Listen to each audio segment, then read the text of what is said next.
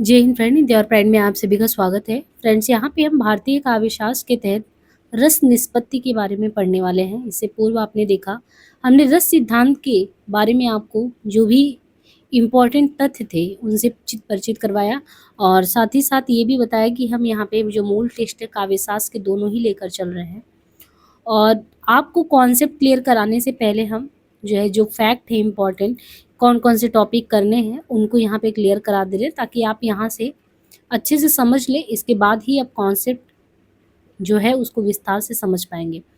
देखिए, रस समझने से पूर्व रस क्या है तो पहले ही उसमें हमने इंट्रोडक्टरी क्लास में रस के बता दिया कि रस कहाँ से आया, भारतीय काव्यशास्त्र में कैसे आया, किसने लाया, और रस का अर्थ क्या होता है, रस के अंग कितने हैं, फिर रस का स्वरूप क्या है। इन सारी चीज़ों पे हमने प्रीवियस के लेक्चर्स में बात की। अब ये देखिए, एक है रस की निष्पत्ति। रस की निष्पत्ति का मतलब क्या है? रस की सबसे पहले व्याख्या हमने देखी थी कि भरत मुनि ने अपने नाट्य शास्त्र के बारे में जो उनकी रचना है नाट्य शास्त्र, जिसको हम पंचम वेद कहते हैं, वहीं पे इन्होंने रस की उत्पत्ति के बारे में बात की।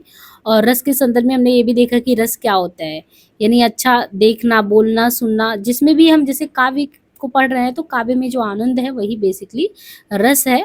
और निष्पत्ति शब्द का मतलब सबसे पहले प्रयोग भी भरत मुनि ने ही किया था, यानी रस सूत्र के ही संदर्भ में निष्पत्ति का प्रयोग जो किसने किया था, भरत ने किया था। भरत मुनि ने रस सूत्र की निष्पत्ति को ही जब व्यक्त किया तो उसको उसकी व्याख्या से जोड़ दिया। और इनका जो रस सूत्र का वो निकल के आता है सूत्र, विभावानुभाव व्यभिचारी संयोग दृशा निष्पत्ति, यानी जिसमें विभाव अनुभाव व्यभिचारी हो, जिसमें अस्थाई भावों को इन्होंने जो है इंक्लूड नहीं किया, जोड़ा नहीं, लेकिन अस्थाई भाव तो सबके हृदय में विद्यमान होता है, बस वो सही समय पे विभाव या अनुभाव और संचारी भाव के माध्यम से उसकी उत्पत्ति होती है। अब रस निष्पत्ति से मतलब है काव्य की आस्वाद की प्रक्रिया, प्रोसेस। काव्य का रसास्वादन करें उनका जो प्रक्रिया है, यानी कोई भी कवि द्वारा जब रस के सृजन तथा पाठक द्वारा रस का स्वाद लिया जाता है उसका जो प्रोसेस प्रक्रिया है उसी को कहते हैं रस निष्पत्ति। अब यहाँ आगे देखें तो भरत मुनि के रस सूत्र के प्रख्यात व्याख्याकार, उन पर प्रभाव डालने वाले दर्शन और उनकी व्याख्याओं की बात करें तो आचार्य यानी दर्शन व्याख्या संयोग निष्पत्ति रस की अवस्थिति, इसके बारे में बात की गई है, जिसमें जो भी रस सूत्र के व्याख्याकार रहे हैं उनमें है भट्टलोलट, श्रीशंकुक, भट्टनायक और अभिनवगुप्त। और ये सभी किसी न किसी दर्शन से जुड़े हुए हैं। जैसे भट्टलोलट है मीमांसा दर्शन से, श्रीशंकुक है न्याय दर्शन से, भट्टनायक है सांख्य दर्शन से, अभिनवगुप्त है शैव दर्शन से। और ये दर्शन से जुड़े और इनकी व्याख्याएं हैं। जैसे भट्टलोलट का देखें तो उत्पत्तिवाद, श्रीशंकुक का है अन्मितिवाद, भट्टनायक का है भुक्तिवाद और अभिनवगुप्त का है अभिव्यक्तिवाद।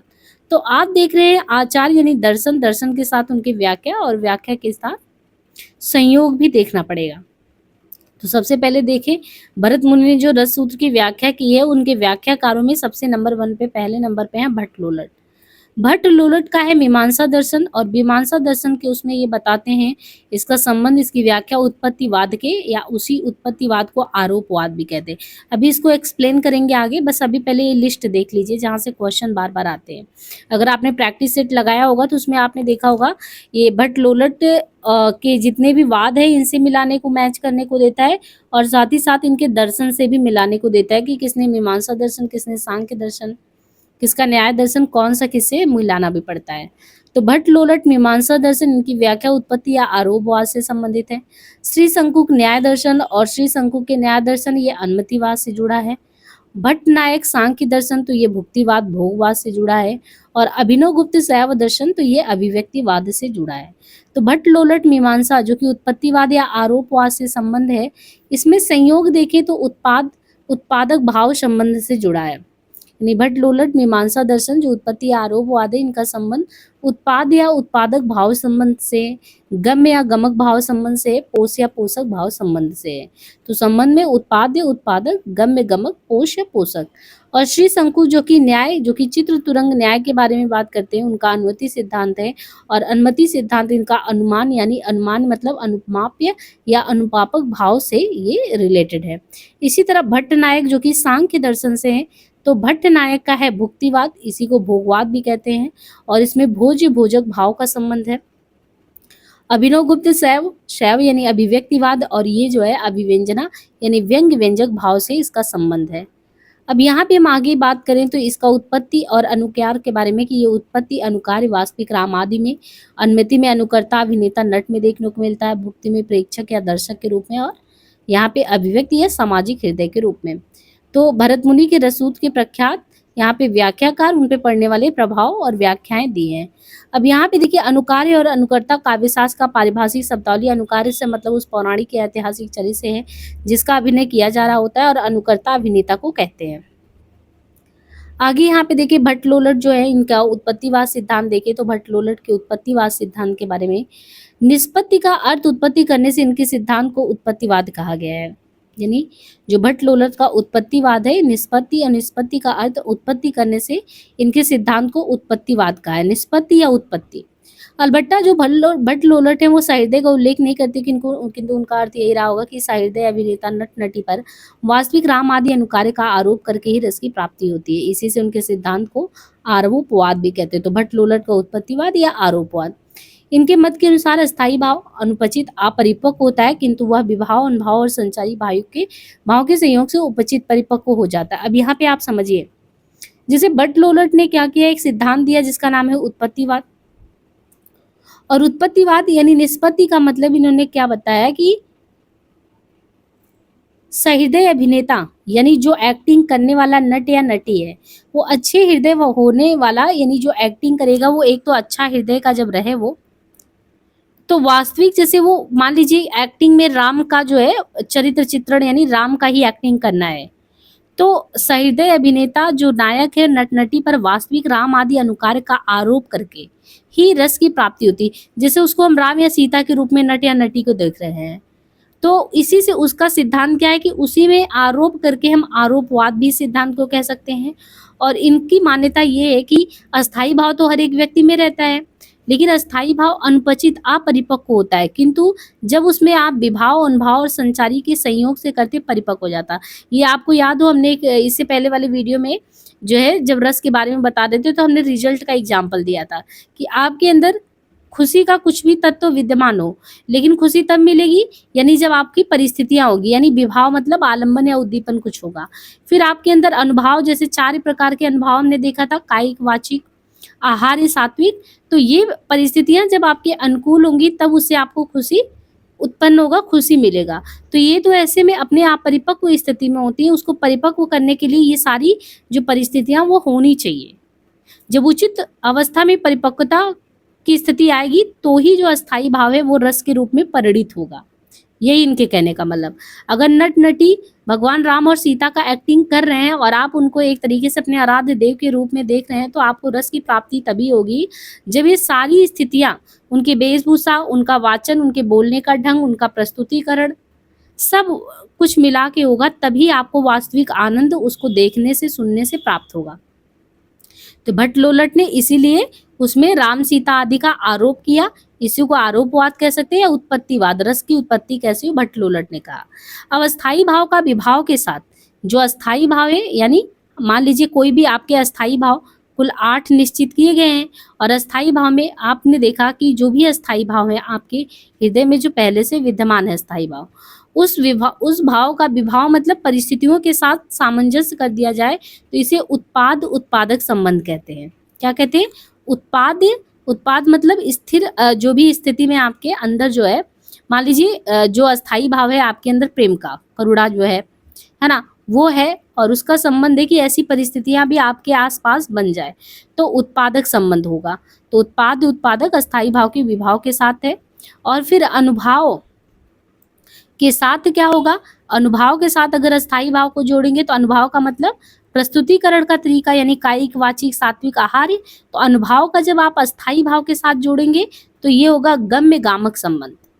और इसी तरीके से जब व्यभिचारी से जोड़ के देखेंगे तो वो हो जाएगा पुष्प पोषक संबंध। तो 3 संबंध, तीनों के अलग अलग। अस्थाई के साथ अगर आप जोड़ देंगे अनुभाव को तो उत्पाद उत्पादक संबंध हो जाएगा, और गम्य गामक संबंध होगा।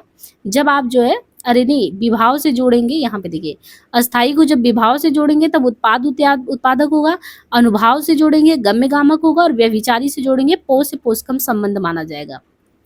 अब ये कहते हैं कि इनके अनुसार रस जो होता है वो मूलतः वास्तविक, ऐतिहासिक, पौराणिक चरित्र, अनुकार्य, राम आदि में ही होता है, किंतु दर्शक, अभिनेता, अनुकर्ता, नट के अभिनय के कारण इन्हें ही वास्तविक राम आदि समझकर उनमें रस का आरोप कर लेते हैं। आपने रामलीला देखा होगा, बचपन से लेके अभी तक देखते होंगे, और जब नाट्य मंचन में देखते हैं कि जो नायक प्रस्तुत करता है, जो एक्टिंग करता है राम या सीता की, आपको लगता है कि जैसे आपने राम और सीता को देखा नहीं, अपने आराध्य के रूप में माना है।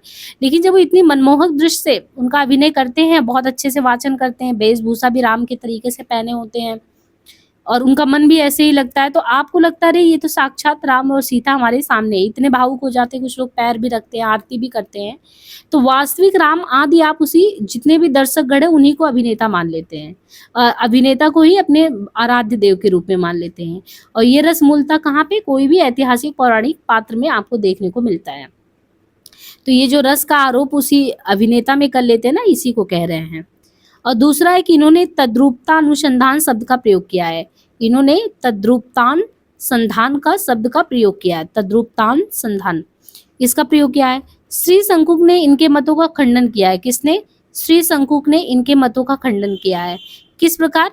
इन्होंने कहा उपचित अस्थाई भाव रस नहीं हो सकता, क्योंकि उपचिति की मात्रा को तय कर पाना संभव नहीं है। तो श्री शंकुक ने इनके मतों का खंडन किया और उपचित अस्थाई भाव रस नहीं हो सकता, क्योंकि उपचिति की मात्रा को तय कर पाना संभव नहीं है। अस्थाई भाव कहते हैं कि उपचित, उपचित अस्थाई भाव रस नहीं हो सकता, क्योंकि उपचिति की मात्रा को तय कर पाना संभव नहीं है। अस्थाई भाव और विभाव में उत्पाद उत्पादक संबंध को कार्य कारण संबंध के रूप में नहीं लिया जा सकता। यानी आपको उत्पाद या उत्पादक में जोड़ते हैं तो ऐसे कार्य कारण में जोड़ ले, ऐसा नहीं हो सकता। घड़ा उत्पाद्य है और कुम्हार उत्पादक, यानी कुम्हार जो है उसको बनाने वाला है, उत्पाद क्या है? घड़ा है। कुम्हार के अंत के बाद घड़ा नष्ट नहीं होता, ऐसा तो है नहीं। कुम्हार ने बना दिया घड़ा और फिर कुम्हार के अंत यानी कुम्हार नहीं रहा तो घड़ा भी नष्ट हो गया, ऐसा तो है नहीं। परंतु काव्य में विभाव आदि के अंत के बाद रस भी खत्म हो जाता है। विभाव आदि मतलब समझ रहे हैं, परिस्थितियां अगर खत्म हो गई तो आपका रस भी खत्म हो गया। जैसे हमने कहा कि रिजल्ट आया है, रिजल्ट का जो एक खुशी था, चारों तरफ एक उल्लास में था, एक समय के बाद आप देखेंगे जैसे वो परिस्थितियां आपके प्रतिकूल हुई, आपका रस भी खत्म हो गया। पर अगर वही चीज आपने देखा, एक घड़ा को कुम्हार ने बनाया और फिर बाद में कुम्हार नहीं रह गया मान लो, तो क्या घड़ा नष्ट हो जाता है? घड़ा नहीं नष्ट होता, लेकिन रस में वही चीज देखेंगे। इसीलिए कहते हैं इसका उत्पाद उत्पादक का संबंध कार्य कारण के रूप में नहीं कहा जा सकता। अब बात आई अनुकर्ता। अनुकर्ता बोले तो अभिनेता, अभिनेता नहीं एक्टिंग करने वाला हीरो। उसको ये पता नहीं होता कि अनुकार है, अनुकार मतलब अनुकर्ता मीन्स करने वाला यानी एक्टिंग करने वाला हीरो। उसको ये नहीं पता होता अनुकार, अनुकार का मतलब जिसका भी वो अनुकरण कर, मतलब जिसको उदाहरण कर रहा है, राम आदि। उन्होंने कैसी स्थिति में किस तरह के रस का आस्वादन किया था। ऐसे में जो अच्छा एक्टिंग करने वाला हीरो होता है उसके माध्यम से जो भी एक्टिंग की जाती, जिसका काम उसे दिया जाता है, उसके द्वारा प्राप्त मूल रस का आस्वादन कर ही नहीं पाता, वो नहीं कर पाता। इन्होंने श्रव्य काव्य को पढ़ने सुनने से होने वाली रस अनुभूति के संदर्भ में विचार नहीं किया। यानी श्रव्य काव्य मतलब कि कोई चीज सुन के, कोई काव्य पढ़ रहे हो, सुन रहे हो, उससे रस की अनुभूति होती है, उसके बारे में भट्ट लोलट ने बात नहीं किया है।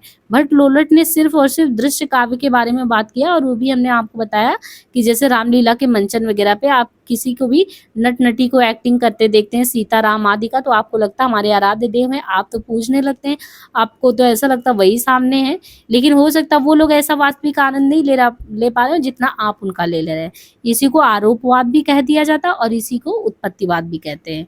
तो मुझे उम्मीद है कि आपको जो है यहाँ पे भट्ट लोलट का उत्पत्तिवाद समझ में आ गया होगा, है ना। और जिस तरीके से उत्पाद उत्पादक, गम्य गमक, पोषक संबंध, ये भी अच्छे से समझ में आ गया होगा। अब ये मानिए कि इन्होंने श्रव्य काव्य पे बात नहीं किया था, सिर्फ दृश्य काव्य पर बात किया। ऐसे ही एक है श्री शंकुक। श्री शंकुक का अनुमितिवाद, इनका जब भी क्वेश्चन आया होगा, चित्र तुरंग न्याय के बारे में किसने बात किया, किसने जिक्र किया है, तो चित्र तुरंग न्याय, चित्र तुरंग न्याय के बारे में श्री शंकुक कहते हैं। श्री शंकुक का अनुमितिवाद है और इनको याद करने का हमने ट्रिक यही बताया था कि शंकुक ने अनुमति दिया क्या करने के लिए, न्याय करने के लिए। ठीक है, शंकुक ने अनुमति दिया किसके लिए, न्याय के लिए। इसे आपको ये याद हो जाएगा, इनका अनुमितिवाद सिद्धांत है और न्याय मीमांसा का ये पालन करता है, न्याय को मानने वाले। इन्होंने रस और विभाव, इनके बीच अनुपाप्य अनुमापक संबंध माना। जैसे अभी आपने देखा उत्पाद उत्पादक संबंध भट्ट लोलट ने माना, वैसे ही इन्होंने रस और विभाव यहाँ पे आपने देखा था इन्होंने क्या माना था, इन्होंने भाव के साथ विभाव का संबंध उत्पाद उत्पादक का माना था, फिर अनुभाव के साथ गम्य गमक और इसके साथ पोष्य पोषक।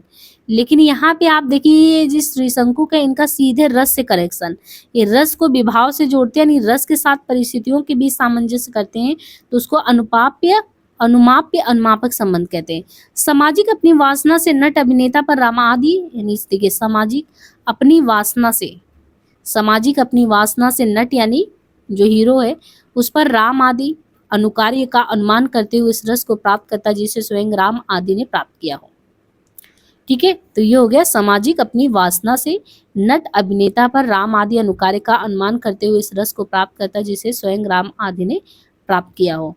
श्री शंकु के दो भाग है, यानी श्री शंकु सिद्धांत के दो भाग है। सामाजिक द्वारा नट में जो कुशल अभिनय की तल्लीनता में अपने आप को राम आदि समझने लग जाते हैं।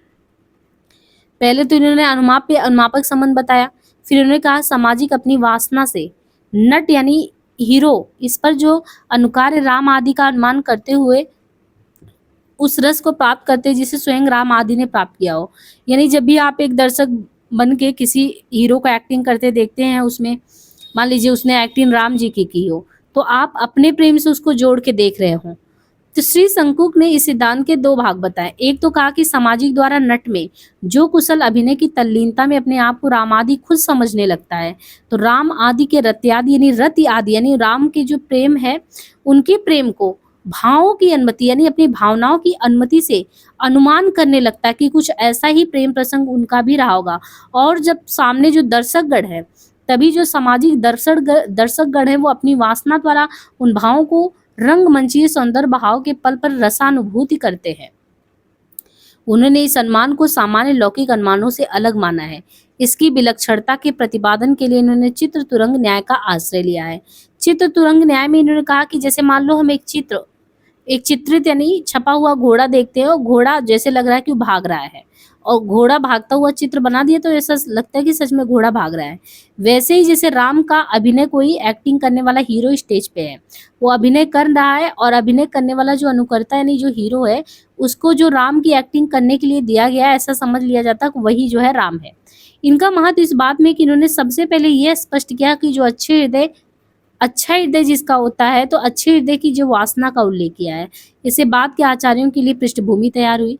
भट्टनायक ने ये तर्क देते हुए इनका विरोध किया कि अनुमान द्वारा हम राम सीता आदि को और उनके प्रेम को देख अपने व अपनी प्रेयसी के प्रेम की कल्पना नहीं कर सकते। इन्होंने कहा, देखिए ये भट्टनायक हैं, भट्टनायक ने कहा कि ये तो हो ही नहीं सकता कि हम जो सामने अभिनय कर रहा है उसको देख ले, राम सीता का वो अभिनय कर रहा है तो उतने में हम अपना भी जो प्रेम प्रसंग उसको याद करने अपनी प्रेयसी को कल्पना में ले आए, ऐसा नहीं हो सकता।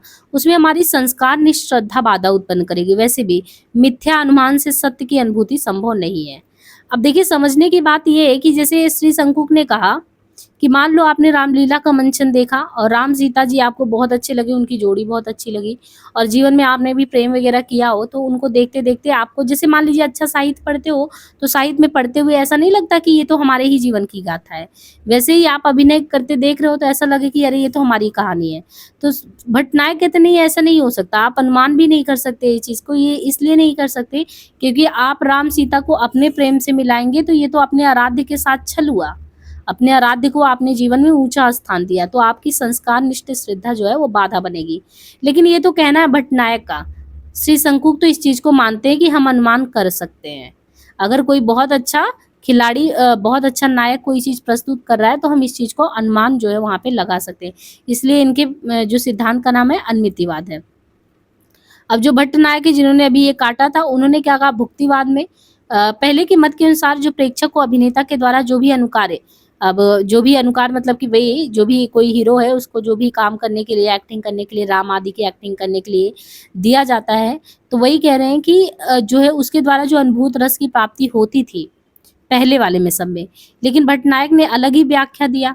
उन्होंने कहा सर्वप्रथम साधारणीकरण का सूत्रपात, तो सबसे पहले साधारणीकरण का सूत्रपात किया। अब आपको ये समझ में नहीं आया साधारणीकरण क्या होता है, ठीक है, तो अभी आगे हम बात करेंगे उस पर। इन्होंने काव्य में रस निष्पत्ति के 3 व्यापार माने कि काव्य में आपको देख के रस पढ़ के कब आने वाला है। उसका इन्होंने अभिधा, भावगत और भोजगत तो बात की। अब इन्होंने अभिधा में कहा कि इसमें तो आपको सस्ता जो भी चीज पढ़ेंगे उसमें शब्दार्थ का बोध होगा, शब्द और अर्थ दिखेगा। तो फिर भावगत तो क्या है? इस व्यापार के द्वारा भाव, विभाव, अनुभाव, व्यभिचारी और अस्थायी भाव साधारणीकृत हो जाते हैं। साधारणीकृत होने से मतलब यही आपको बहुत विशेष चीज समझना है, क्योंकि आपको एक साधारणीकरण पे क्वेश्चन आता है, ये सिद्धांत समझना है। साधारणीकरण मीन्स होता है जनरलाइजेशन इंग्लिश में जिसको कहते हैं। जैसे मान लीजिए हमारा खुद का दुख हो और हम एक इस तरीके से भूमिका का अदा करें कि वो ऐसा लगे कि वो सबका दुख है, सिर्फ मेरा इंडिविजुअल नहीं है, वो मेरा पर्सनल नहीं है, वो एक तरीके से सबका हो गया। एक हमारी जीवन का एक इंडिविजुअल होता है पक्ष, एक होता है कि हम सबके हैं, है ना? तो यही चीज होता है, इसी को कहते हैं जनरलाइजेशन, साधारणीकरण।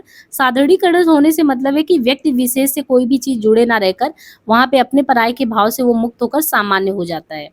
भोजकत्व में क्या होता है कि साधारणीकरण के बाद हृदय, भोजकत्व में भावकत्व तो सबके लिए हो गया, भोजकत्व मतलब कि जो जनरलाइजेशन हुआ उसके बाद जो हृदय है वो रजोगुण, यानी तीन गुण होते हैं ना, सतगुण, रजगुण, तमगुण। तो ये कहते हैं भोजकत्व साधारणीकरण के बाद जो भी हृदय में रजोगुण व तमोगुण के नाश से, यानी जो रजगुण है, तमोगुण है, उसके नाश से केवल जो अच्छा गुण भर उठता है और इस लोक की क्षुद्रता, यानी इस लोक की क्षुद्रता मतलब छोटे छोटे भौतिक सुख सुविधाओं से परे जाकर हम जो अलौकिक अवस्था में चले जाते हैं, जहाँ भोजकत्व के द्वारा रस का भोग होता है, उसको कहते थे। इनके अनुसार श्रव्य काव्य में, यानी जो सुना जाता है काव्य, उसमें तीनों व्यापार मिलते हैं आपको। तीनों व्यापार मतलब अभिधा भी मिलता है, भोजकत्व भी मिलता है, भावकत्व भी मिलता है। किसमें? जब भी हम किसी काव्य को सुनते हैं और जब हम देखते हैं, यानी नाटक देख रहे हैं, तो इसमें दो ही चीज मिलेगा। दो ही चीज मतलब कि नाटक में यही देखने को मिलेगा कि जो कथानक वो प्रस्तुत कर रहा है हीरो, वो सिर्फ उसका खुद का इंडिविजुअल नहीं है, वो जितने जनता बैठी होगी वो समझो वो सबकी कथा है। और दूसरी चीज, उसमें जो जितनी भी बुराइयां हैं, खराब चीजें हैं, हृदय में उसके रजोगुण, तमोगुण, उसका नाश हो जाएगा, वो आपको सिर्फ अच्छा अच्छा गुण देखने को मिलेगा और इससे आप रस से सराबोर हो जाएंगे। मुझे उम्मीद है कि बहुत अच्छे से आपको ये समझ में आ गया होगा, है ना? और ये सिद्धांत को बहुत समझना जरूरी था। अब देखिए, अभिनव गुप्त ने इनके तीनों व्यापारों से असहमति प्रकट की। हमको ये आपका अभिधा, भोजकत्व, भावकत्व ये समझ में नहीं आता है। तो इन्होंने लिखा कि भावकत्व व्यापार जो है, भावकत्व व्यापार जो आपने कहा है कि जो बाद में सतगुण में सब बदल जाता, अच्छा अच्छा हो जाता है, भावकत्व व्यापार ध्वनि तथा भोजकत्व व्यापार रसास्वादन में अंतर्भूत हो जाते हैं। यानी भावकत्व जो है वो आपका ध्वनि में बदल जाता है और जो भोजकत्व आपने कहा है वो रसास्वादन में बदल जाता है। रसास्वादन मतलब भोजकत्व में तो अंतिम में यही था कि वो सब कुछ अच्छे में परिणित हो जाता है। और इस तरीके से इनकी स्वतंत्र व्याख्या की आवश्यकता नहीं और ना ही किसी पूर्ववर्ती आचार्य ने इनका उल्लेख किया है, तो इन्होंने इस चीज को काटा। लेकिन इसे आपको ये पता चला होगा कि आपने भट्ट लोलट का सिद्धांत पढ़ा हो या अभी भट्ट नायक का पढ़ा हो या श्री शंकु का पढ़ा है, सबका सिद्धांत अलग अलग है। सिद्धांत के केंद्र में एक कोई भी प्रस्तुत करने वाला है, जिसको हम लोग बार बार क्या करें, अनुकर्ता, और अनुकार्य किसी राम वगैरह को आधार बनाए गए जिसका प्रस्तुतिकरण करना है, उसी के आधार पे इन लोगों ने अलग अलग अपने मत दिए हैं। अब इसी तरीके से अभिनव गुप्त का अभिव्यक्तिवाद है, तो अभिनव गुप्त अभिव्यक्तिवाद में क्या कहते हैं? अभिनव गुप्त अभिव्यक्तिवाद में कहते हैं कि इनके अनुसार अस्थाई भाव व्यंग है। अस्थाई भाव इनके लिए व्यंग है, कि अस्थाई भाव नाम का भी कुछ होता है। तो इनके अनुसार, अभिनव गुप्त के अनुसार अभिव्यक्तिवाद जो है वो व्यंग है और विभाव आदि व्यंजक। जैसे ये व्यंग है और विभाव आदि जो एक परिस्थितियां उत्पन्न करती है वो सब व्यंजक है। इनके संयोग से रस की अभिव्यक्ति होती है। क्या होती है? इनके संयोग से रस की अभिव्यक्ति होती है। वो ना तो उत्पन्न होता और ना ही अनुमेय होता, वो तो अभिव्यक्त होता है। तो इस तरीके से आपने देखा ये जो चारों सिद्धांत थे जो कि बहुत इंपॉर्टेंट थे, वो आपको समझ में आ गए होंगे, है ना? भट्ट लोलट का उत्पत्ति और इसके अलावा भट्ट इनका श्री शंकु का अन्मितिवाद, भट्ट नायक का भुक्तिवाद और अभिव्यक्तिवाद। इसको और डिटेल से अभी हम पढ़ेंगे ही, ये तो हम आपको संक्षेप में एज ए रिवीजन पर्पज बता रहे हैं, तो आपको चीजें समझ में आ रही है। अब हमने आपको पहले ही बताया था ना कि साधारणीकरण के बारे में हमें बात करनी है। तो साधारणीकरण के बारे में हमने किससे बात किया था? भट्ट नायक जी ने ही तो बताया था। वो अभिधा, भोजकत्व, भावकत्व, किस तरीके से सब कुछ जनरल हो जाता है, सबके लिए कुछ अलग नहीं रह जाता है। तो हम थोड़ा सा देखते हैं कि साधारणीकरण के बारे में इन लोगों ने क्या क्या बातें की है। कमेंट में बॉक्स जो है कमेंट बॉक्स में जो है कमेंट जरूर करिएगा कि आपको ये टॉपिक समझ में अच्छे से आ रहा है कि नहीं, ताकि हम आगे के लेक्चर में और अच्छे से लेते रहें सब। देखिए,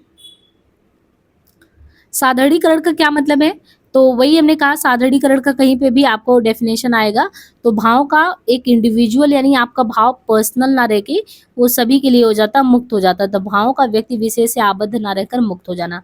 अरे जैसे आप ये समझिए ना कि कोई भी लेखक जो है, मान लीजिए कोई दुख अपना गा रहा है किसी भी कविता के माध्यम से, तो वो सिर्फ उसी का नहीं है, वो सभी के लिए बता रहा है।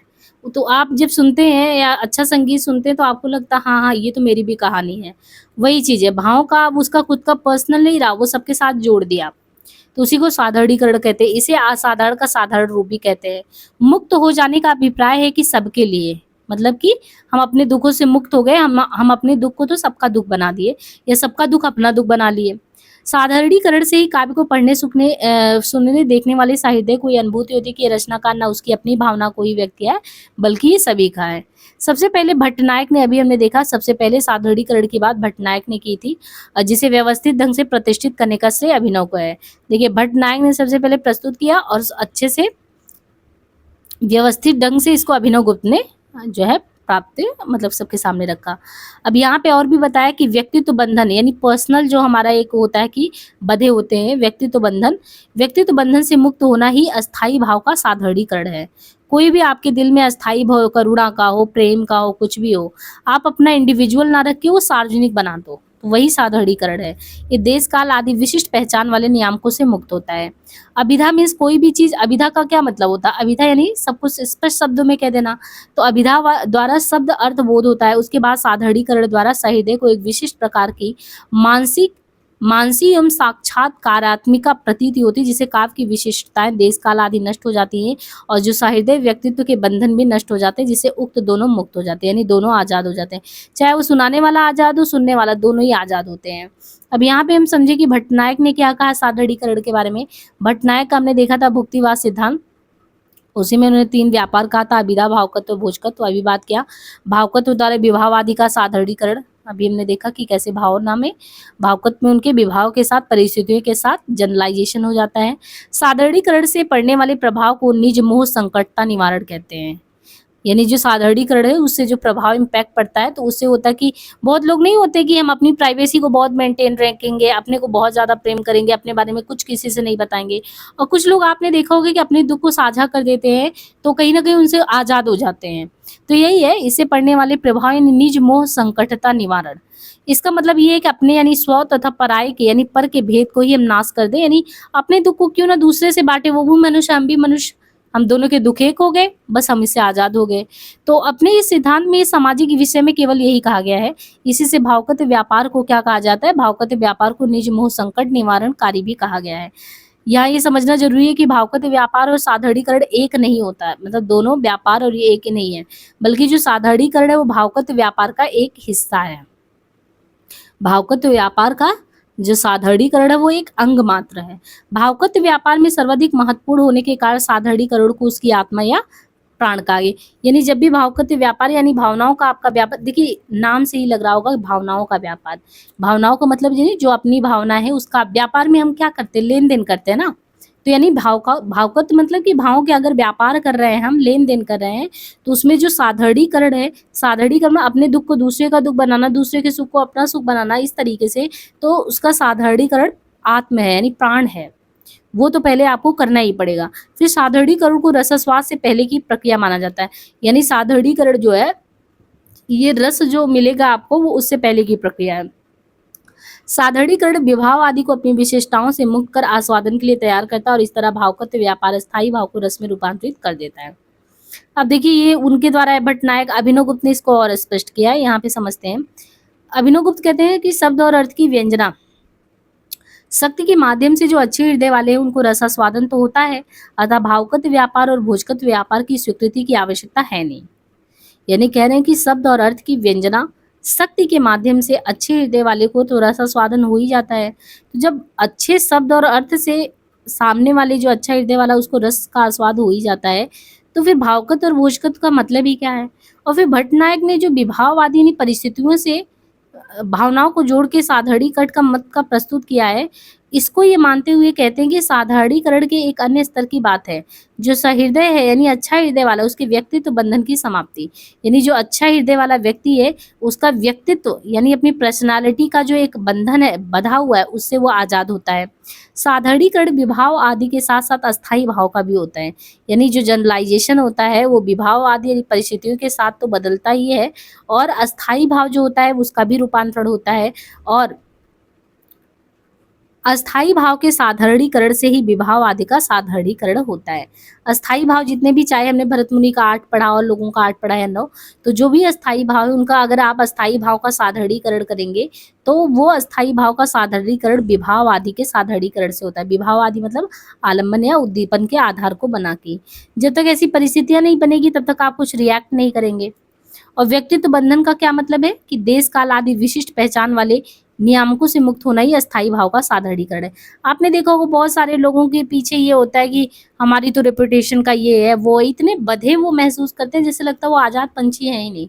और कुछ लोगों को आपने देखा होगा कि बहुत ही खुले मिजाज के हैं, उन्हें किसी चीज का बंधन नहीं, क्योंकि उन्होंने अपने भावों को इस तरीके से लोगों में वो नहीं किया है कि बांध के रखा है, हमारी तो बहुत प्राइवेसी है, हम ये वो। उन्होंने बहुत ही स्वतंत्र विचार अपने आप रखे हुए हैं। तो जो व्यक्तित्व का बंधन, हमारी पर्सनैलिटी को हमको बांधने वाला बंधन है ना, उससे आजाद होना ही क्या है, अस्थाई भाव का साधारणीकरण होना है। अभिधा द्वारा शब्दार्थ बोध होता है, यानी अभिधा के द्वारा जब कोई चीज हम डायरेक्ट कहते हैं तो उससे शब्द और अर्थ का ही बोध होता है। उसके बाद साधारणीकरण द्वारा सहृदय अच्छे हृदय को एक विशिष्ट प्रकार का मानसी एवं साक्षात्मिका प्रतीति होता है, जिसे काव्य की विशेषताएं देश काल आदि नष्ट हो जाती हैं तथा अच्छे हृदय वाले व्यक्तित्व के बंधन भी नष्ट हो जाते हैं, जिससे उक्त दोनों मुक्त हो जाते हैं। धनंजय और धनिक क्या है, तो धनंजय ने साधारणीकरण के स्थान पे परितत्व विशेष शब्द का प्रयोग किया है। किसने? धनंजय। धनंजय ने साधारणीकरण के स्थान पर परितत्व विशेष शब्द का प्रयोग किया है। ये तो स्पष्ट है कि इसका आशय सामाजिक होता है, किंतु सामाजिक आलम्बन किसे माना जाए, धनंजय की मूल चिंता थी। ऐसा नहीं कि पूर्ववर्ती आचार्यों ने इस संदर्भ में कुछ नहीं कहा। सामाजिक का आलम्बन वास्तविक रामादि अनुकार्य को माने जाने पर एक सहमति धनंजय तक बनी चुकी थी, किंतु इसका स्पष्ट विवेचन नहीं किया गया है। धनंजय ने इसी प्रश्न का विवेचन भी किया है। धनंजय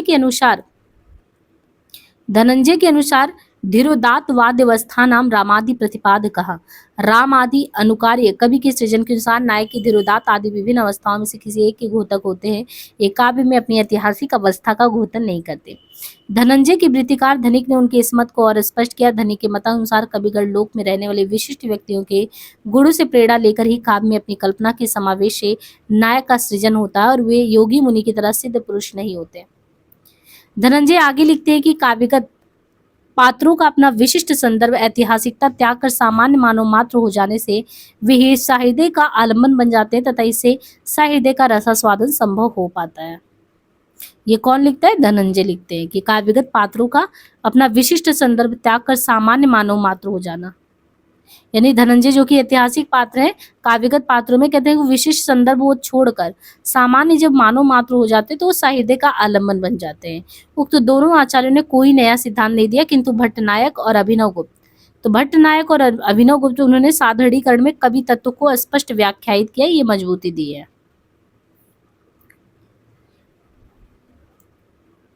अब देखिए यहाँ पे कुछ लोगों ने दिया है, जैसे धनंजय, तो विश्वनाथ ने धनंजय के इस प्रश्न को उठाया था कि जो वास्तव में राम आदि है उनको सामाजिक अपना आलम्बन कैसे मान लेते हैं। विश्वनाथ इसे आगे बढ़ाते हुए कहते हैं कि सामाजिक राम आदि से तादात्म्य स्थापित करता है और राम आदि के रति उनके प्रेम से आदि भाव सामाजिक इन्हीं भावों को उद्बोधन कैसे करता है। इसका कारण वे साधारणीकरण को बताते हैं। यानी जैसे एक क्वेश्चन नहीं आया था, विश्वनाथ ये कहते हैं कि लोगों के मन में आता है कि हम राम आदि से कैसे तादात्म्य स्थापित कर लें, या उनका सीता के प्रति जो रति है प्रेम उसको हम अपना कैसे मान ले। तो कहते हैं इन सब के पीछे जनरलाइजेशन, साधारणीकरण। साधारणीकरण से मतलब है कि विभाव अनुभाव संचारी भाव के समस्त क्रियाकलाप को मिक्स कर देना, मिश्रित कर देना, वही जो साधारणीकरण है। उसी के कारण सहृदय अच्छे हृदय का आश्रय जो होता है उसी से तादात्म्य होता है, और इस प्रकार वो देव महापुरुष आदि जो विशिष्ट पात्र होते हैं उनके कार्य अनुभूतियों का आस्वादन करने में सामान्य लोग भी समर्पित हो जाते हैं। ऐसे से जो रत यानी प्रेम आदि भाव पात्र और सामाजिकों के अपने निजी प्रेम ना रहकर वो साधारण होकर दोनों के हो जाते हैं, और यहीं पे रसास्वाद यानी रस का आनंद मिलता है। तो बहुत अच्छा उत्तर इन्होंने विश्वनाथ ने दिया। फिर जगन्नाथ कहते हैं अपने पूर्ववर्ती आचार्यों के द्वारा जो भी सामाजिक आलम्बन का आधार माना गया है उसको तो स्वीकार करते हैं, परंतु ये कहते हैं कि साधारणीकरण की जगह दोष दर्शन भी है। मैं तो दोष दर्शन क्या है? इनका मानना जगन्नाथ का दोष दर्शन मूलतः साधारणीकरण ही है। तो फिर दोष दर्शन है क्या? इनका अभिप्राय व्यंजनावृत्ति द्वारा सामाजिक को आलम्बन संदर्भित रति आदि भाव के बोध से। निर्मला जैन ने लिखा है कि पंडित राज जगन्नाथ ने शब्द भेद से आश्रय के साथ तदात्म्य और रसानुभूति की ही स्वीकृति की है। साधारणीकरण व्यापार की अस्वीकृति और भावना दोष की परिकल्पना के मूल में उनकी दार्शनिक प्रतिबद्धता ज्यादा सक्रिय रही। वो शब्द भेद है, मतभेद नहीं। ये इन्होंने रस सिद्धांत और सौंदर्य शास्त्र में निर्मला जैन ने लिखा। तो यहाँ पे इन्होंने एक एग्जाम्पल देके समझाया भी है जगन्नाथ ने। वो उनके अनुसार व्यंजनावृत्ति से सामाजिक को यानी राम आदि अनुकारी की जो रति है आदि भावों का बोध होता है। उनके पश्चात उनकी साहृदयता से उसमें एक दोष भावना आती है। इस दोष भावना से उनकी आत्मा कल्पित विभाव आदि से घिर जाती है और जैसे सीपी के टुकड़े में चांदी का भ्रम होता है, वैसे इस दोष से रति आदि चित्तवृत्तियां उत्पन्न हो जाती है। यही चित्तवृत्तियां आत्मचेतन द्वारा प्रकाशित हो रसास्वाद कहलाती है। इस पूरी प्रक्रिया को इन्होंने दुष्यंत शकुंतला के उदाहरण के माध्यम से, यानी दुष्यंत शकुंतला का आपने जो अंगूठी वाला प्रसंग है, उनके प्रेम प्रसंग के बारे में उसमें सुना होगा। तो इन्होंने दोष दर्शन देखने का भी एक मतलब बताया है। बस आपको अगर नहीं भी ये कॉन्सेप्ट समझ में आ रहा तो बस इतना जानिएगा कि जगन्नाथ का कहीं पे आएगा तो उन्होंने इसमें जो है साधारणीकरण की बात नहीं की है। जैसे विश्वनाथ ने समर्थन किया, अभिनव ने किया, और अभिनव के अलावा विश्वनाथ हो गए, फिर भट्टनायक हो गए, इन्होंने इसका समर्थन नहीं किया, बल्कि इन्होंने एक बढ़िया एग्जाम्पल दिया कि जैसे कभी कभी हमको जीवन में भ्रम हो जाता ना, अगर हम नट नटी को अनुकारी के रूप में उसका भगवान जी का अनुकरण करते देख रहे हैं तो हमें ये हो कि नहीं ये हमारा ही है, तो उसमें भी दोष दर्शन, आपके देखने में गलतियां हो सकती है, दोष दर्शन। और फिर श्याम सुंदर दास कहते हैं कि साधारणीकरण की अवस्था में प्राणी या वस्तु के साथ जो संबंध होता है वो मिट जाता है। वो सही बात है। और साधारणीकरण की स्थिति बेसिकली होता है योग की मधुमती भूमिका के सदृश होता है। जैसे योग में इंसान पूरी तरह तन्मय हो जाता है, लीन हो जाता है। फिर देखिए यहाँ शुक्ल जी ने साधारणीकरण और व्यक्ति वैचित्रवाद, इनका आपने निबंध तो पढ़ा ही होगा, तो इन्होंने पूरा एक जो है इस पे निबंध ही लिख डाला है। तो इन्होंने साधारणीकरण के बारे में क्या कहा है ये जानना जरूरी, क्योंकि यहाँ से क्वेश्चन आते हैं। शुक्ल जी का अपना लेख है जिसका नाम है साधारणीकरण। तो शुक्ल ने अपने लेख साधारणीकरण और व्यक्ति वैचित्रवाद में साधारणीकरण को मनोवैज्ञानिक धरातल दिया है। इन्होंने रस को क्या बोला है, तो रस को ब्रह्मानंद सहोदर माना है। मानने के स्थान पर उनकी नवीन लौकिक व्याख्या भी है। वो रस को ब्रह्मानंद सहोदर मानते हैं और वो कहते हैं कि किसी काव्य का श्रोता या पाठक की जिन विषयों को मन में लाकर रति, करुणा, क्रोध, उत्साह आदि भाव तथा सौंदर्य, रहस्य, गंभीर आदि भावनाओं का अनुभव करता है, वे अकेले उसी के हृदय से संबंध रखने वाला नहीं होता। मनुष्य मात्र की भावात्मक सत्ता पर प्रभाव डालने वाले होते हैं। इसी से उक्त काव्य को एक साथ पढ़ने या सुनने वाले सहस्त्र मनुष्य उन्हीं भाव या भावनाओं का थोड़ा बहुत अनुभव कर पाते हैं। जब तक किसी भाव का कोई विषय इस रूप में नहीं लाया जाता कि वो समानता सबसे उसी भाव का आलम्बन हो पाए, तब तक उसमें रस का उद्बोधन की पूर्ण शक्ति नहीं हो सकती। इसी रूप में लाया जाना हमारे यहाँ साधारणीकरण कहलाता है। ये सिद्धांत ये घोषित करता है कि सच्चा कवि तो वही है जिसे लोक हृदय की पहचान हो, जो अनेक विशेषताओं और विचित्रताओं के बीच मनुष्य जाति के सामान्य हृदय को देख पाए। बहुत अच्छी बात कही है। कभी भी जीवन में देखिए कि हम जहाँ भी कोई अंतर करते हैं, तो जब भी अंतर भेद करने लगेंगे कि किसी चीज़ को लेके, मान लीजिए एक क्लास में आपको एक कोई लेक्चर प्रोवाइड करना है और आपको उस लेक्चर को जब भी कन्वे करना है बच्चों के साथ, तो आपको ये देखना है कि उस क्लास में जो है एवरेज बच्चा भी है, बहुत फास्ट बच्चा भी है, बहुत स्लो बच्चा भी है, और हमें किस तरीके से डिलीवर करना है कुछ सारे बच्चों का जो है उसमें एडजस्टमेंट हो जाए।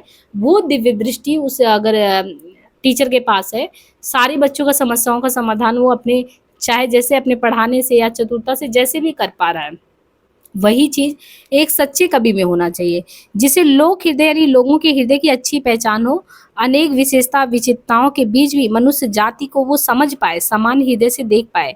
तो इसी लोक हृदय में हृदय की लीन होने की दशा का नाम है रस दशा। कितनी बड़ी बात कही इन्होंने।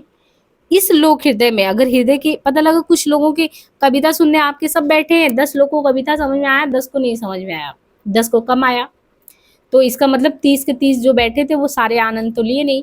इसलिए कवि की अच्छी विशेषता साधारणीकरण के दौरान शुक्ल जी के अकॉर्डिंग यही है कि मनुष्य जाति के सामान्य हृदय को वो देख पाए, और इस लोक हृदय में अगर हृदय को लीन कर पा रहा है तो वो जो अवस्था आएगा उसको रसदशा कहेंगे। और जब तक रस के वर्णन में आलम्बन का चित्रण इस रूप में ना हो, आलम्बन मतलब आधार, इस रूप में आलम्बन का चित्रण ना हो कि वो मनुष्य मात्र के क्रोध का पात्र हो सके, तब तक वो वर्णन भाव प्रदर्शन मात्र रहेगा। उसका भाव और विभाव पक्ष या तो शून्य अथवा असक्त होगा।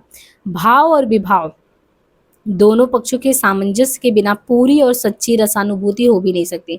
यानी इसमें भाव और विभाव दोनों पक्ष के अच्छे सामंजस्य हो, तभी आपको सच्चा आनंद, आप रस दशा की स्थिति में आएंगे। और काव्य का विषय जो है सदा विशेष होता है, सामान्य नहीं। वो व्यक्ति सामने लाता है, जाति नहीं। ध्यान रखिए, काव्य का विषय सदा विशेष होता है, सामान्य नहीं। वो हमेशा व्यक्ति सामने लाता, कोई जाति नहीं। काव्य का काम है कल्पना में बिंब या मूर्त भावना उपस्थित करना, बुद्धि के सामने कोई विचार लाना नहीं। यानी जब भी आप कोई भी काव्य पढ़ रहे हैं, काव्य मंचन देख रहे हैं कुछ, उसमें आपको कल्पना में कोई बिंब बिल्कुल वैसा ही नजर आए जैसे काव्य में देख रहे हैं।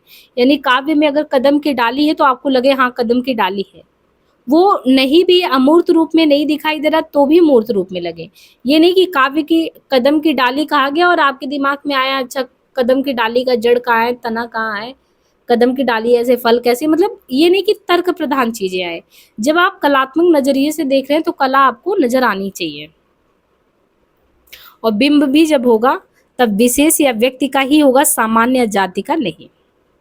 साधारणीकरण का और भी इन्होंने मतलब समझाया है कि जब भी पाठक या श्रोता के मन में जो व्यक्ति विशेष या वस्तु विशेष आती है, वो जैसे काव्य में वर्णित आश्रय के भाव का आलम्बन होती है, वैसे ही सब साहित्य पाठकों या श्रोताओं के भाव का आलम्बन हो जाती है। जिस व्यक्ति विशेष के प्रति किसी भाव की व्यंजना कभी अपात्र करता है, पाठक या श्रोता की कल्पना में वो व्यक्ति विशेष उपस्थित रहता है। हाँ, कभी कभी ऐसा भी होता है कि पाठक या श्रोता की मनोवृत्ति या संस्कार के कारण वर्णित व्यक्ति विशेष के स्थान पर कल्पना में उसी के समान धर्मावली वाली कोई मूर्ति विशेष आ जाता है। जैसे यदि किसी पाठक या श्रोता का किसी सुंदरी से प्रेम है, कोई पाठक पढ़ने वाला या सुनने वाला, मान लो उसका किसी सुंदरी से प्रेम है, तो श्रृंगार रस की फुटकल उक्तियां सुनने के समय रह रहकर आलम्बन रूप में उसकी वही प्रेयसी मूर्ति के रूप में आ जाएगी।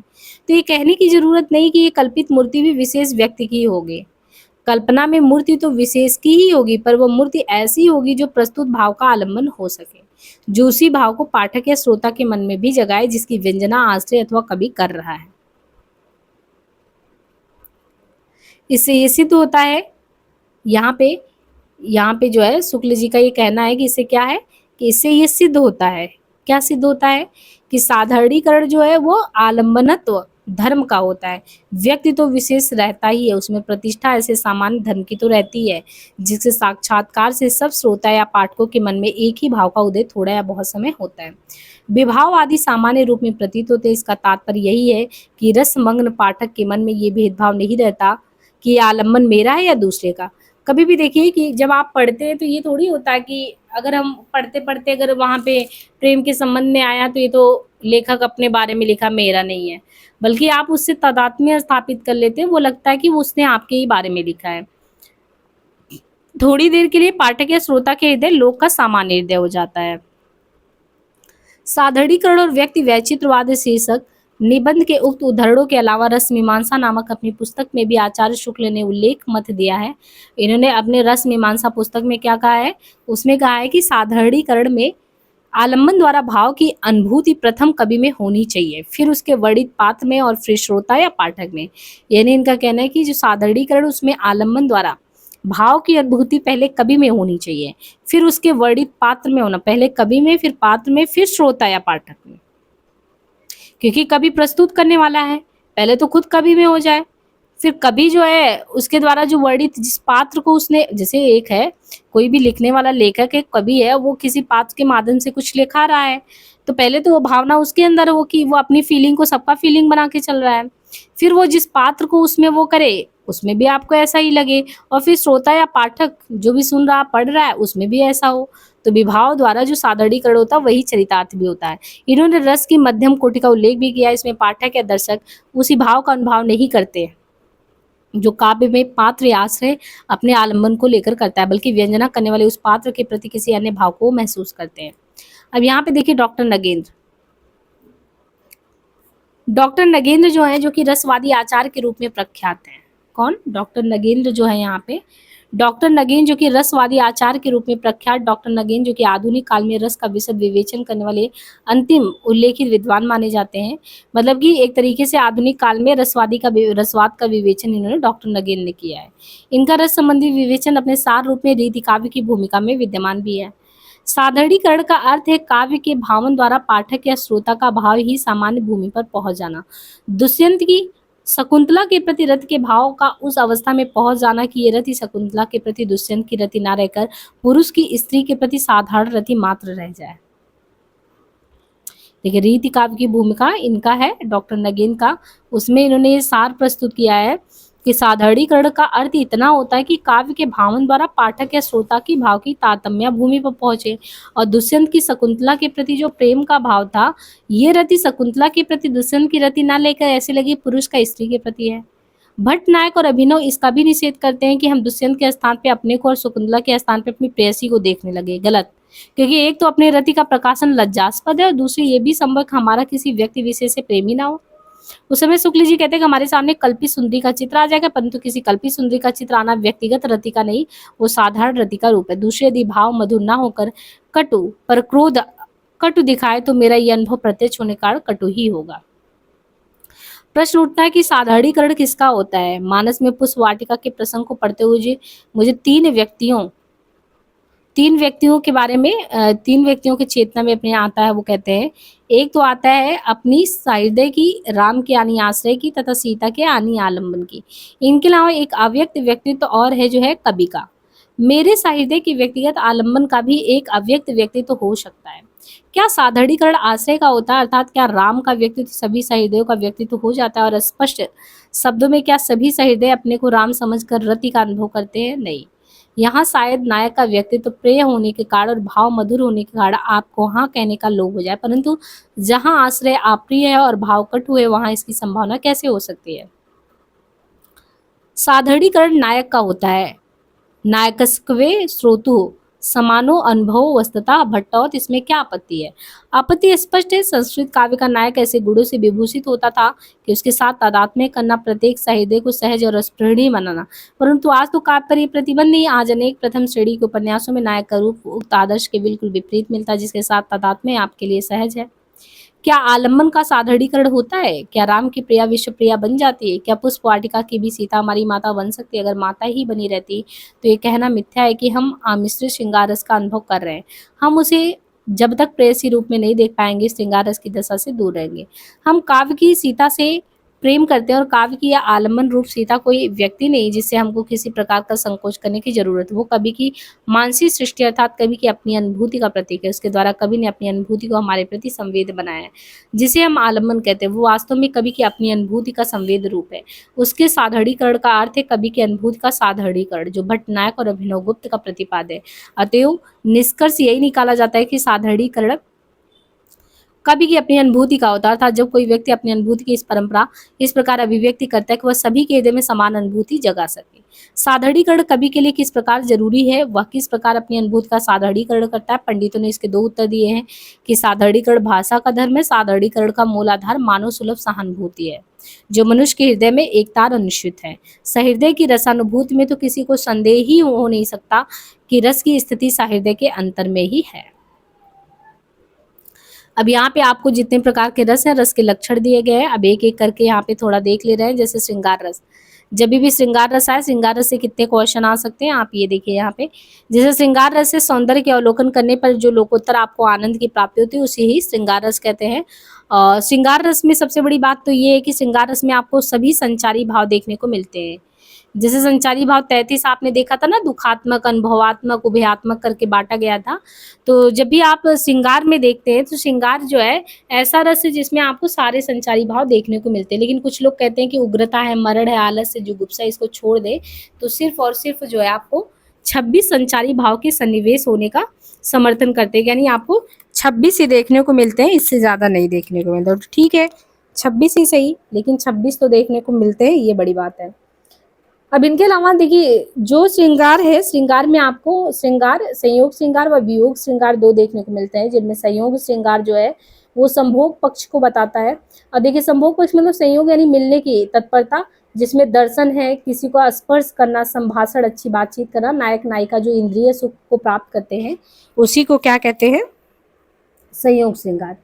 संयोग में जो संचारी भाव है उसमें क्या होगा, संचारी भाव में श्रम, चिंता, मोह, यानी आपने ऐसे याद करिए कोई टीवी सीरियल आप देखते होंगे, नायक नायिका का प्रेम देखते होंगे, तो उसमें आप देखेंगे कि नायिका नायक के प्रति कितना प्रेम भाव होगा, तो उसका चिंता करेगी, है, मोह रहेगा।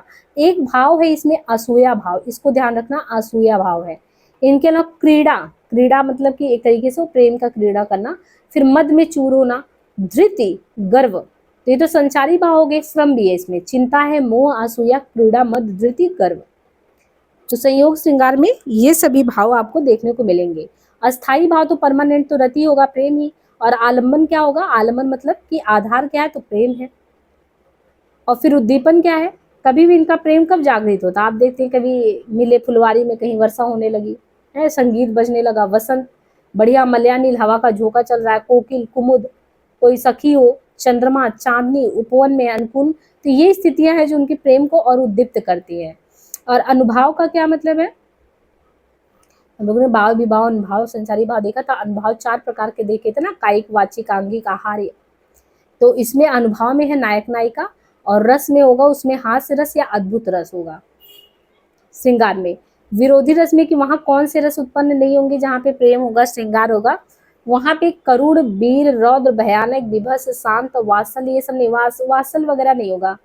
वात्सल बच्चों के लिए, शांत भी नहीं होगा क्योंकि मिले हैं, वैसे भी इतनी खुशी का माहौल है। वहां पे हास्य, दोनों लोग हंसेंगे, अद्भुत कुछ लगेगा, ऐसे सहचर रस साथ में हो सकते हैं, पर विरोधी नहीं होंगे वहां पे। और गुण कौन सा होगा, तो 3 प्रकार के गुण होते हैं, ओज, प्रसाद और माधुर्य। तो ऐसी जगह तो माधुर्य जरूर होगा, और प्रसाद तो, गुण तो सभी जगह रहते हैं। ओज तो जब कहीं पे लड़ने वड़ने जाएंगे तो वहाँ तो लड़ने नहीं बल्कि वो मिलने गए हैं। और वृत्तियां जो होती हैं, वृत्तियों में उपनागरिका और कोमला, कोमला वृत्ति होगा, उपनागरिका वृत्ति होगी। इनके अलावा रीति में वैदर्भी और पांचाली, वैदर्भी और रीति, यानी गौड़ी, वैदर्भी, पांचाली होता है। और जैसे ओज, प्रसाद, माधुर्य, गुण होता है, ऐसे वैदर्भी, पांचाली, गौड़ी 3 रीतियां होती हैं। तो यहाँ पे रीति में वैदर्भी और पांचाली होंगी और नहीं होंगी। अब जब हम रीतियों के बारे में पढ़ाएंगे तो इसको बहुत अच्छे से पढ़ाएंगे, जब गुण के बारे में पढ़ाएंगे तो इसको बहुत अच्छे से पढ़ाएंगे, और ये भगीरथ मिश्र वाले से सारा कॉन्सेप्ट क्लियर कराएंगे।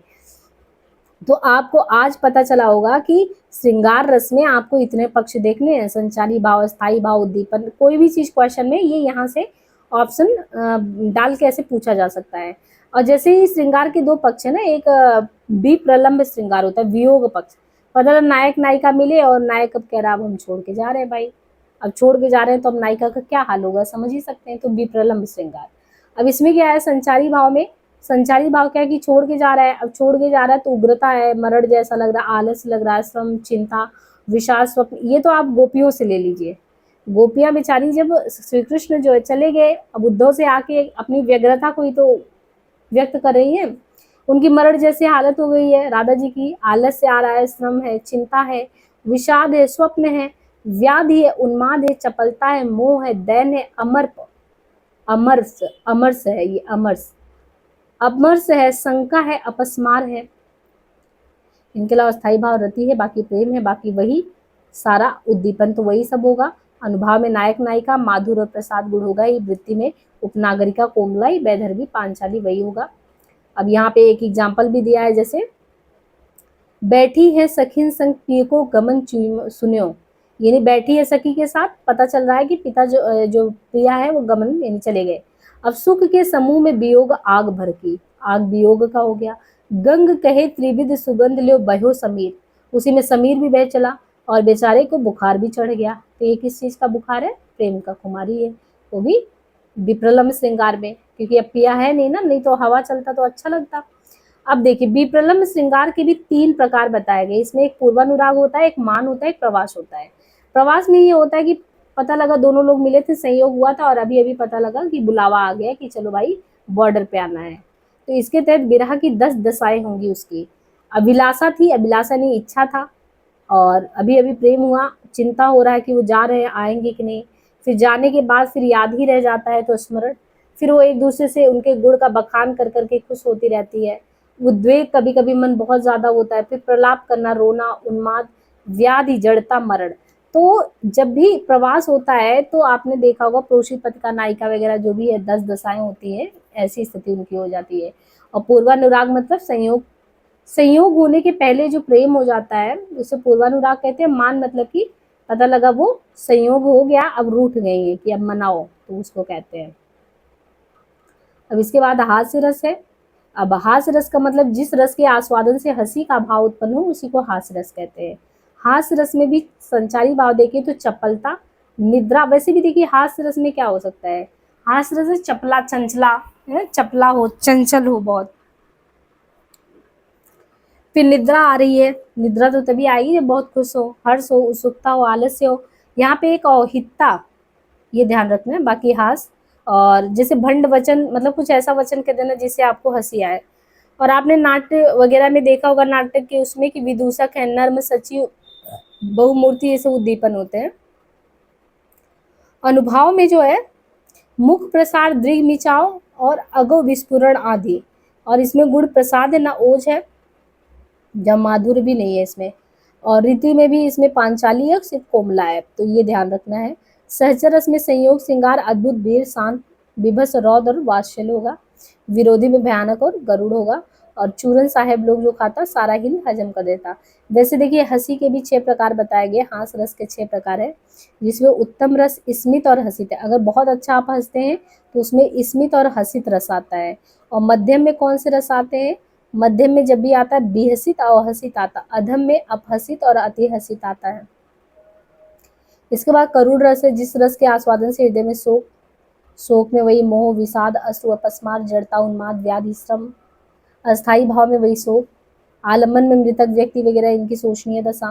फिर उद्दीपन में रुदन, करोड़ोक्ति, चित्कार, अनुभाव में मूर्छा, विलाप, गुण में माधुर्य और रीति वैदर्भी, उपनागरिका। फिर सहचर रस रौद्र, भयानक, शांत, अद्भुत, वीर, विभस, यही सब आएंगे। इसके बाद आप देखिए रौद्र रस, जिस रस के आस्वादन से क्रोध प्रकट उसे रौद्र रस कहते हैं। संचारी भाव में क्रोध में आएगा मद, गर्व, वितर्क, विमर्द, अमर्द, स्मृति, उग्रता, श्रम, चपलता। अस्थाई भाव क्रोध। आलम्बन में शत्रु और स्कंदक, अपराधी, दुर्जन आदि।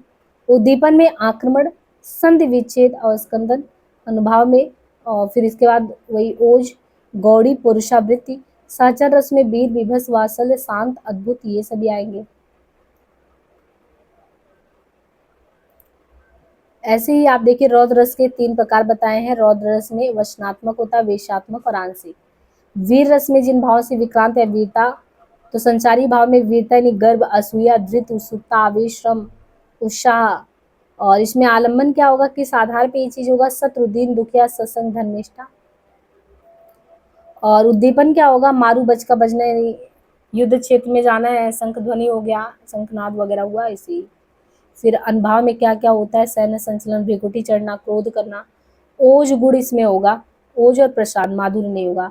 और वृत्ति में परुषा और कोमला वृत्ति होगा। और गौड़ी, पांचाली और लाटी वृत्ति। बाकी हास्य, अद्भुत, करुणा, विभस और रौद्रस। और श्रृंगार, शांत और वात्सल। उदाहरण में जैसे युद्धवीर, सत्यवीर, धर्मवीर, दानवीर।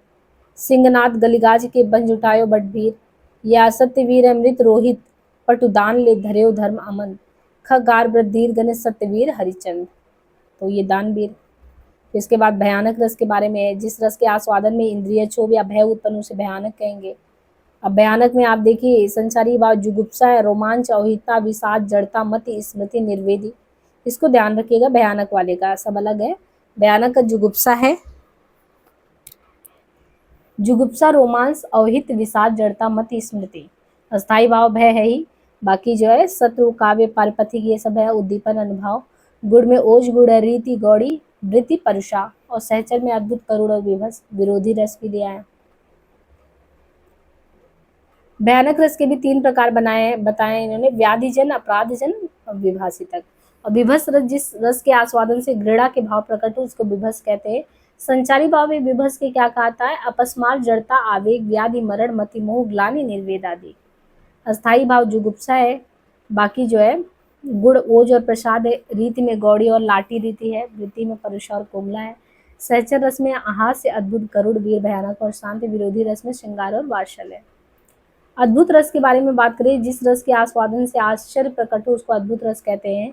इसमें संचारी भाव में हर्ष, शंका, वितर्क, मोह, आवेग।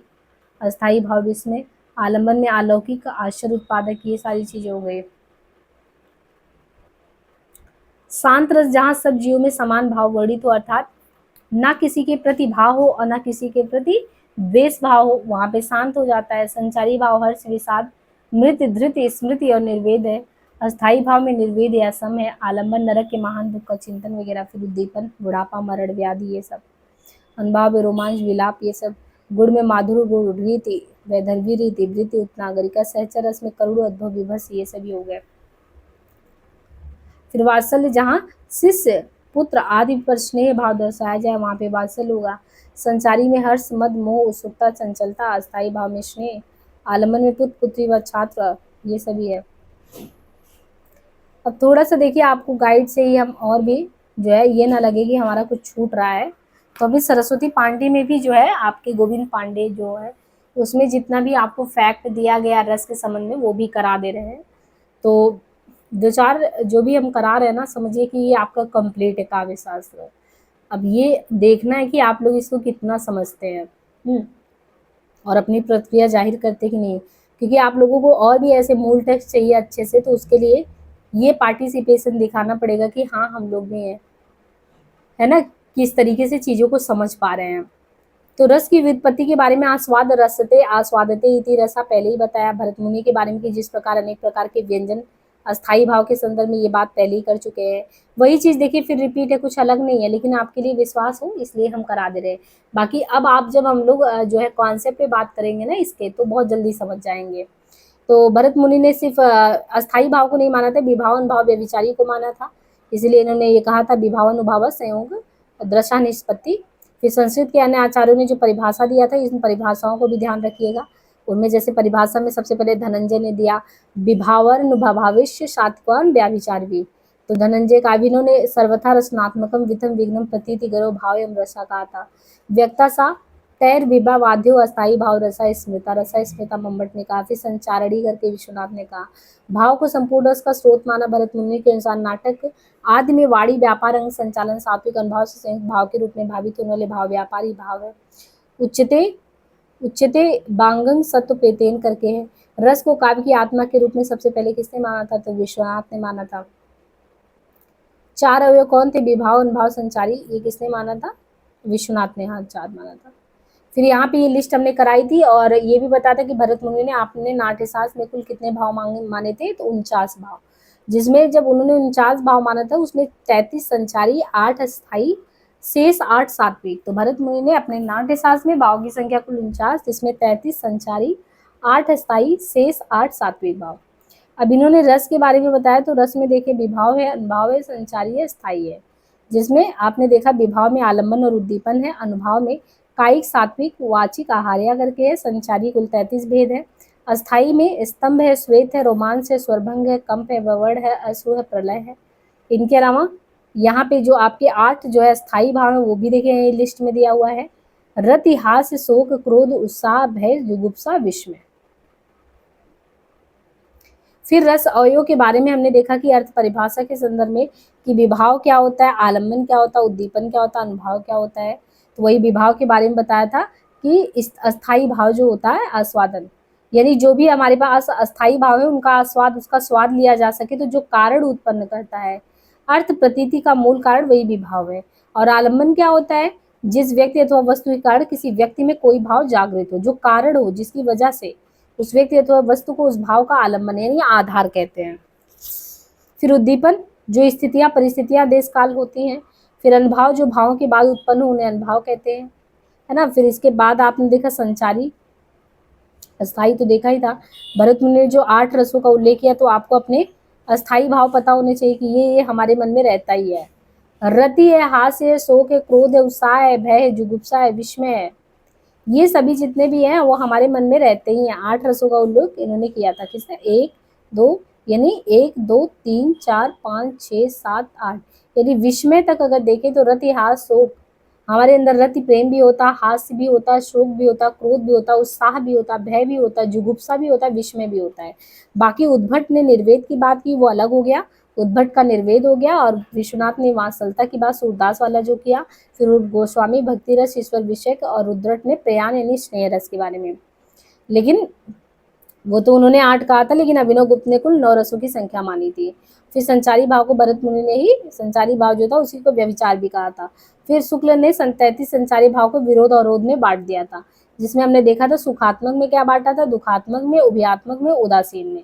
फिर संस्कृत में भानुदत्त ने जो है छल नामक संचारी भाव का उल्लेख किया था। फिर भरत मुनि ने वाचिक, आंगिक और सात्विक इन तीनों को ही अनुभाव माना था, यानी वाचिक, आंगिक इन्हीं को तीनों मिला के अनुभाव कह दिया था। हिंदी के जो है यहाँ पे देखिए, हिंदी में जो रंग होता है, जैसे श्रृंगार है ना, श्रृंगार रति, तो इसका वर्ड बताया गया है श्याम वर्ड है, और श्याम वर्ड है इसके देवता कामदेव है। हास्य के कौन है, शिवगढ़ है, और श्वेत वर्ड है। और कपोत वर्ड किसका है, करुण रस में शोक का, तो यम का है, कपोत यानी कपोत यमदूत जो होते हैं। महेंद्र हेम वर्ड उत्साह का, लाल वर्ड रुद्र का लाल वर्ड है। फिर काला कृष्ण वर्ड भयानक, भयानक काला, पीत वर्ड विस्मय गंधर्व का, महाकाल का जुगुप्सा नीला वर्ड, निर्वेद का धवल वर्ड। फिर श्रृंगार रस को कार्य व्यापार की उसमें बांटा गया था, और व्यापकता के आधार पर रसराज भी कहा गया था, बाकी संयोग और विप्रलम्ब श्रृंगार। फिर इसके बाद विप्रलम्ब में पूर्वानुराग मान प्रवास देखा था। फिर 10 काम दशाएं देखी थी कि कैसे जब वह प्रवास चले जाते हैं तो अभिलाषा, चिंतन, स्मृति, गुण कथन, उद्वेग, प्रलाप, उन्माद, ज्वर, जड़ता, मरण, ये जरूरी है, इनको ध्यान रखिएगा। हास्य रस में हमने बताया कि रसने के भी अच्छे अच्छे भेद है। सबसे अच्छी हंसी आए ना, तो कोई भी बहुत अच्छा हंसे उसको कहिए स्मित हंसी है, हसित हंसी है। और पता है अधम के तरीके से अपहसित, अति लग भी रहा अति हसित, बहुत ज्यादा हंस रहे हो अपहसित, और बेहसित और अवसित, ये भी सही नहीं, स्मित और हंसी सबसे बढ़िया है। वीर रस में भी हमने देखा था दानवीर, दयावीर, युद्धवीर, धनवीर, कुछ लोगों ने 3 ही कहा था। फिर यहाँ पे आचार्य द्वारा जो रसों को मूल रस या प्रकृति रस माना गया था, जैसे भवभूति है, तो भवभूति ने माना कि मूल रस जो है करुण है, भोजराज ने कहा नहीं श्रृंगार है, तो भवभूति ने कहा करुण है, तो भोज ने कहा श्रृंगार है, तो नारायण पंडित ने कहा आश्चर्य रस सबसे बढ़िया है, रूप गोस्वामी ने कहा मधुर है, अभिनव ने कहा शांत रस। तो कौन किसको मानता है ये ध्यान रखिएगा। भवभूति करुण को सबसे बढ़िया मानते हैं, भोज श्रृंगार को मानते हैं, नारायण आश्चर्य को मानते हैं, रूप गोस्वामी मधुर को, अभिनव शांत को। बाकी एको रसा करुणा एवं श्रृंगार में रसनाद और तच मकारा सारे तो इन लोगों के सूत्र हैं।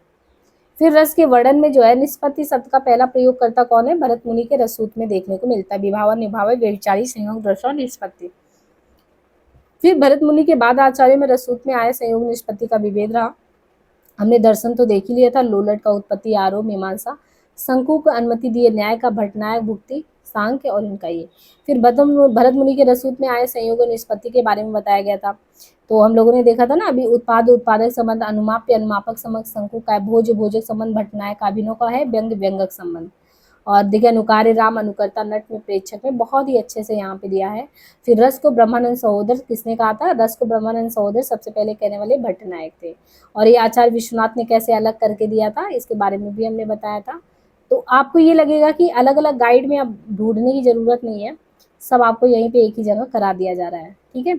और जैसे भट्टनायक ने क्या किया, विभाव आदि का साधड़ीकरण होता है, तो भट्टनायक का कहना है विभाव का साधड़ीकरण होता है। अभिनव का कहना है अच्छे हृदय वाले का साधड़ीकरण होता है। विश्वनाथ कहते हैं विभाव आदि का अपने पराई की भावना से मुक्त होना ही साधड़ीकरण है। शुक्ल कहते हैं कि आलम्बन तत्व धर्म का साधड़ीकरण होता है, जो आलम्बन तत्व धर्म है उसका होता है। श्याम सुंदर दास का कहना सहृदय की चित्त का साधड़ीकरण होता है। नौगेंद्र कहते हैं कवि की अनुभूति का साधड़ीकरण होता है।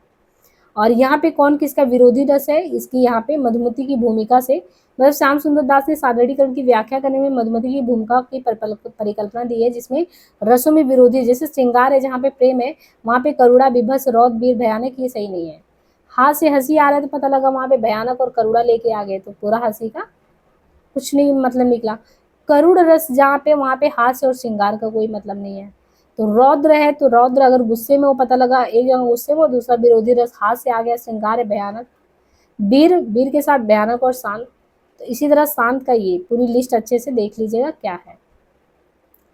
अब यहाँ पे आप देखेंगे ना कि यही है भगीरथ मिश्र जी का। अभी तक आपने मूल टेक्स्ट से रस को पूरी तरीके से 2 घंटे में अच्छे से बढ़िया से पढ़ लिया, कोई भी फैक्ट नहीं है पूरे रस में। ये आप कोई कह दे आपसे कि हम कोई नया किताब लेके आएंगे और उसमें रस के बारे में कुछ और बताएंगे, मत पढ़िएगा, यही आपका कंप्लीट है। इसी को आप जितनी बार पढ़ पाएँ, जितनी बार समझ पाएँ। अब थोड़ा बहुत हम आपकी सहूलियत के लिए जो है भगीरथ मिश्र जी का जो ये है इसके बारे में भी अच्छे से पढ़ा दे रहे हैं, ताकि आपको लगे कि आपने मूल टेक्स्ट पढ़ा। लेकिन अब आप आत्मविश्वास से लबरेज होंगे कि आप मूल टेक्स्ट भी पढ़ रहे हैं, गाइड भी पढ़ रहे हैं, फिर क्वेश्चन आंसर भी देखेंगे। रस के बारे में जब डॉक्टर भगीरथ मिश्र ने जो साहित्य आलोचना में आपने 5वें नंबर पे रखा है, उन्होंने कहा है कि तैत्तिरीय उपनिषद की मान्यता ये है कि रसो वह सह। तैत्तिरीय उपनिषद मानता है कि रसो वह सह, यानी रस जो है आनंद स्वरूप ब्रह्म है। रस की धारणा बड़ी प्राचीन है और रस की महिमा भी बहुत बड़ा व्यापक मतलब बहुत बड़े स्तर पे है। रस की जरूरत है महत्ता के सामने, चाहे हम जागरूक हों या ना। लेकिन एक बात तो मानते हैं ना कि जीवन में जीवन का सार है, तो जीवन के लिए रस भी जरूरी है। कुछ भी आप काम करो, लक्ष्य प्रारंभ और अंत में तो यही है ना कि जीवन में हमको आनंद की प्राप्ति हो जाए। बीच में हम क्या करें कैसे करें कोई मतलब नहीं। इसलिए आपने गोस्वामी तुलसीदास के बारे में ये सुना होगा कि उन्होंने कहा, दासत ही गई बीत निशा सब कहूँ न नाथ नींद भर सोयो। अपने लक्ष्य पूर्ति के साधन जुटाने में ही हम समस्त जीवन नष्ट करते हैं और लक्ष्य का आनंद प्राप्त नहीं कर पाते। साधना अवस्था भी रस की अवस्था है और इसमें भी संदेह नहीं यदि हम उसको इस रस रूप में परिणित कर पाए, परंतु इसमें अनेक मत नहीं कि रस जीवन में आवश्यक है। भरत मुनि तो यहाँ तक कह देते हैं कि ना ही रसादृते कश्चित डरते प्रवर्ते। वास्तव में ये तथ्य है कि जीवन को जीवन बनाने के लिए रस अनिवार्य है। इसको छोड़कर जीवन का कोई उद्देश्य हो सकता है? अब ये हम आपसे पूछते हैं, आप आज पढ़ रहे हैं, किसी का लक्ष्य होगा नेट क्वालिफाई करना, किसी का होगा जेआरएफ। एट द एंड आपको क्या चाहिए? आप एक अच्छे टीचर बनेंगे और टीचर के केंद्र में सबसे पहले आपके होगा अर्थ भी। एक तो आप प्रतिष्ठित टीचर, एक तो आपको सम्मान चाहिए, मान सम्मान चाहिए, दूसरा आपकी जीविका का एक साधन चाहिए। और सम्मान और साधन जब दोनों मिल गए तो अल्टीमेट आपका गोल क्या है कि जीवन में आनंद भी हो। तो अंत लक्ष्य आप साध्य के मतलब एकदम करीब वाली बात के लिए अंततः आपको साध्य क्या चाहिए? जैसे आपने कामायनी का 15 सर्ग जो है पढ़ा होगा, तो 15वें सर्ग में उनका है आनंद, है ना। आनंद की बात की गई है ना। सब कुछ उन्होंने जीवन में एक तरीके से अगर देखे तो पा लिया, लेकिन आनंद चरमोत्कर्ष है। तो ये तो सभी का लक्ष्य है और बिना आनंद के लिए आप जीवन में कर ही क्या रहे हैं? तो जीवन का सार यानी जीवन में आनंद को आप नकार नहीं सकते, सबको चाहिए। अब प्रश्न वो होता है कि रस है क्या? अनेक विद्वान इसके बारे में बहुत सोचते हैं कि क्या है, जीवन में मिला कि नहीं है। लेकिन कुछ इतना बौद्धिक प्रयास भी हुआ जानने के लिए कि लोग शास्त्रीय टेक्निकल सब कुछ पता करने चल पड़े कि रस है क्या। और अलग अलग विद्वानों ने अलग अलग लोगों ने शास्त्रीय ढंग से रस की विवेचना भी कर दी। सब व्याख्याएं, रस की ये सब व्याख्याएं मध्वा मूल विडोजा टीका की कहावत चरितार्थ करती है। क्या? मध्वा मूल विडोजा की। इनका परिणाम ये हुआ कि जो रस जीवन का आनंद है, जिसकी हमें आत्मा के विकास, सामूहिक उल्लास, व्यापक संवेदनशीलता के प्रसार और मानसिक संस्कार इसके लिए जरूरी रही है, वो एक दुरूह शास्त्रीय और व्यवहार से दूर की वस्तु है। मतलब एक चीज आपने देखा होगा कि आपने पता लगा शास्त्रीय ढंग से किसी भी चीज को बहुत ही किताबी ज्ञान की तरफ पढ़ लिया, और जबकि आपके आसपास वो चीज हो रहा है। यानी आपको रस की परिभाषा ढूंढने की जरूरत क्या है? ये तो आपके आसपास बिखरा हुआ है, हर एक कण में बिखरा हुआ है, बस आप आनंद तो लो उसका। लेकिन लोगों ने उसको शास्त्रीय पैजामा इस तरीके से पहना दिया, वो आपकी समझ से दूर हो गया। ऐसा किसकी धारणा है? भगीरथ मिश्र का। लेकिन कहते हैं कि रस की मूलभूत धारणा में ऐसी कोई बात नहीं है, रस को हम छोड़ नहीं सकते, और जब हम उसे छोड़ देंगे तो जीवन जीवन ही नहीं रहेगा। कहा गया है कि जिस प्रकार नाना पदार्थों से तैयार किए हुए व्यंजन से रस का आनंद मिलता है, उसी प्रकार अनेक प्रकार के भावों के समावेश से रस होता है। कितनी बढ़िया परिभाषा दी। जैसे वो हमने कहा था ना, थाली में अलग अलग प्रकार के व्यंजन है, उन व्यंजनों से आप शरीर को हिष्ट पुष्ट करते हो। ऐसे अच्छा काव्य पढ़ो, लिखो, सुनो उनको, और उनसे आपका जो मानसिक उन्नयन होगा उससे रस की प्राप्ति होगी। वही बातें भी कह रहे हैं कि नाना पदार्थ से तैयार किया हुआ जो व्यंजन है, उस व्यंजन को खाने से जब बढ़कर खाने के बाद आप कहते हैं ना, आहा आज मजा आ गया, वही चीज होता है कि अनेक आपकी भावनाएं जब मिल जाती हैं तो रस की निष्पत्ति होती है। जिस प्रकार अनेक प्रकार के व्यंजनों से युक्त अन्न का भोग करते हुए स्वस्थ पुरुष आनंद की प्राप्ति करता है, उसी प्रकार विभाव अनुभाव संचारी भाव से संपन्न स्थायी भाव का आस्वादन करते हुए सहृदय यानी अच्छे हृदय वाले रस का आनंद लेते हैं। प्रथम आस्वाद की प्रक्रिया स्थूल है, यानी शुरुआत में आप खाएंगे तो स्थूल है, और दूसरे की सूक्ष्म। पहली बार आप आस्वादन करेंगे तो स्थूल हो सकता कम समझ आए, लेकिन दूसरी बार वो सूक्ष्म है। तो नाट्य शास्त्र में भरत मुनि इसी चीज को कहते हैं। भरत मुनि अपने नाट्य शास्त्र की किताब में क्या कहते हैं? यही कहते हैं जिसका भी हमने अर्थ बताया था। यथा बहुद्रव्यो युतुर्वैजनो विरुतम आस्वादन्ति भुंजानाम भुक्त भुक्त विदो जना भावामि व्यंग संयुक्ता अस्थायी वस्तुतः बुधा आस्वादन्ति मनसा तस्मानाटा स्मृता। थोड़ा विश्लेषण करके देख ही लेते हैं, दोनों प्रक्रियाओं में बहुत बड़ा साम्य नहीं। जिस प्रकार अनेक द्रव्यों को मिलने से एक व्यंजन स्वादिष्ट व्यंजन बनता है, उसी प्रकार की आवश्यकता एक विशेष अनुपात और अंदाज से वस्तुएं डाली जाए तो स्वाद भी बढ़िया आता है। इसी तरीके से अस्थायी भाव को पूर्णतः स्वाद के लिए उद्भुत करने के लिए भाव, विभाव, अनुभाव सब कुछ मिला के बढ़िया स्वादिष्ट आपके लिए आपके मानसिक व्यंजन को तैयार करते हैं। अब इसमें क्या है कि उसी प्रकार नाटक या काव्य चाहे कितना अच्छा हो, उसके दर्शन और पठन से आनंद तो तभी मिलेगा जब दर्शक या पाठक संवेदनशील स्वस्थ मन वाला हो। अगर आपका मन ही स्वस्थ नहीं तो आप अच्छा, जब मन ही नहीं ना अच्छा सुनोगे, ना अच्छा देखोगे, ना समझोगे। तो प्रारंभ में रसों की संख्या वैसे 9 मानी गई थी, भरत ने तो नाटक में कुल 8 ही माने, वैसे 9 माना गया था, पर काव्य में अब देखा जाए तो 9 माने गए। आगे चलकर ये 10 रस हुए और फिर अब 11 हो गए। आचार्य मम्मट ने, आचार्य मम्मट कौन? आचार्य मम्मट ने, जिन्हें कहते हैं कि रतिर देव दिविस्या, सूत्र में भाव कहकर टाल दिया गया, वे हिंदी साहित्य के भक्ति काव्यधारा के प्रवाह से सरसित होकर वात्सल्य एवं भक्ति रस के रूप में प्रतिष्ठित हुए। किस रूप में? वात्सल और भक्ति रस के रूप में। आचार्य मम्मट ये वात्सल और भक्ति रस के रूप में साहित्य दर्पणकार को भी मान्य है, वो भी मानते हैं। और मध्य युग में जो अजस्र गंभीर धारा व में प्रकट हुआ, उसे भक्ति रस की कालिंदी के रूप में मानना पड़ा। इस प्रकार अब जो है श्रृंगार, वीर, करुण, अद्भुत, हास्य, भयानक, विभत्स, रौद्र और शांत के साथ ही अब वात्सल्य रस और भक्ति रस से मिला के, यानी शांत क्या नाम है, वात्सल्य यानी प्रेम का, ये वात्सल्य है जो माता बच्चे के प्रति प्रेम का, और एक भक्ति रस, इसको मिला के अब सिर्फ 9 नहीं 11 रस हो गए। फिर भी प्रमुखता शास्त्रीय विधि से पूर्वक 9 रस ही माने जाते हैं। इन 9 रसों के उदाहरण आपको वात्सल्य और भक्ति रस की भी विवेचना के साथ यहाँ पे देखने को मिलेगा। अब यहाँ पे इन्होंने कहा कि काव्य में रस के संबंध में अधिक कहने की जरूरत नहीं है। अलंकारिकों ने भी रस का रसोसादी अलंकार के रूप में ही कर लिया, परंतु काव्य में रस का वह प्रारंभिक धारणा था, क्योंकि नाट्य में रस को सब कुछ स्वीकार किया गया। आगे चलकर रस के महत्व को ज्यादातर आचार्यों ने स्वीकार भी कर लिया है।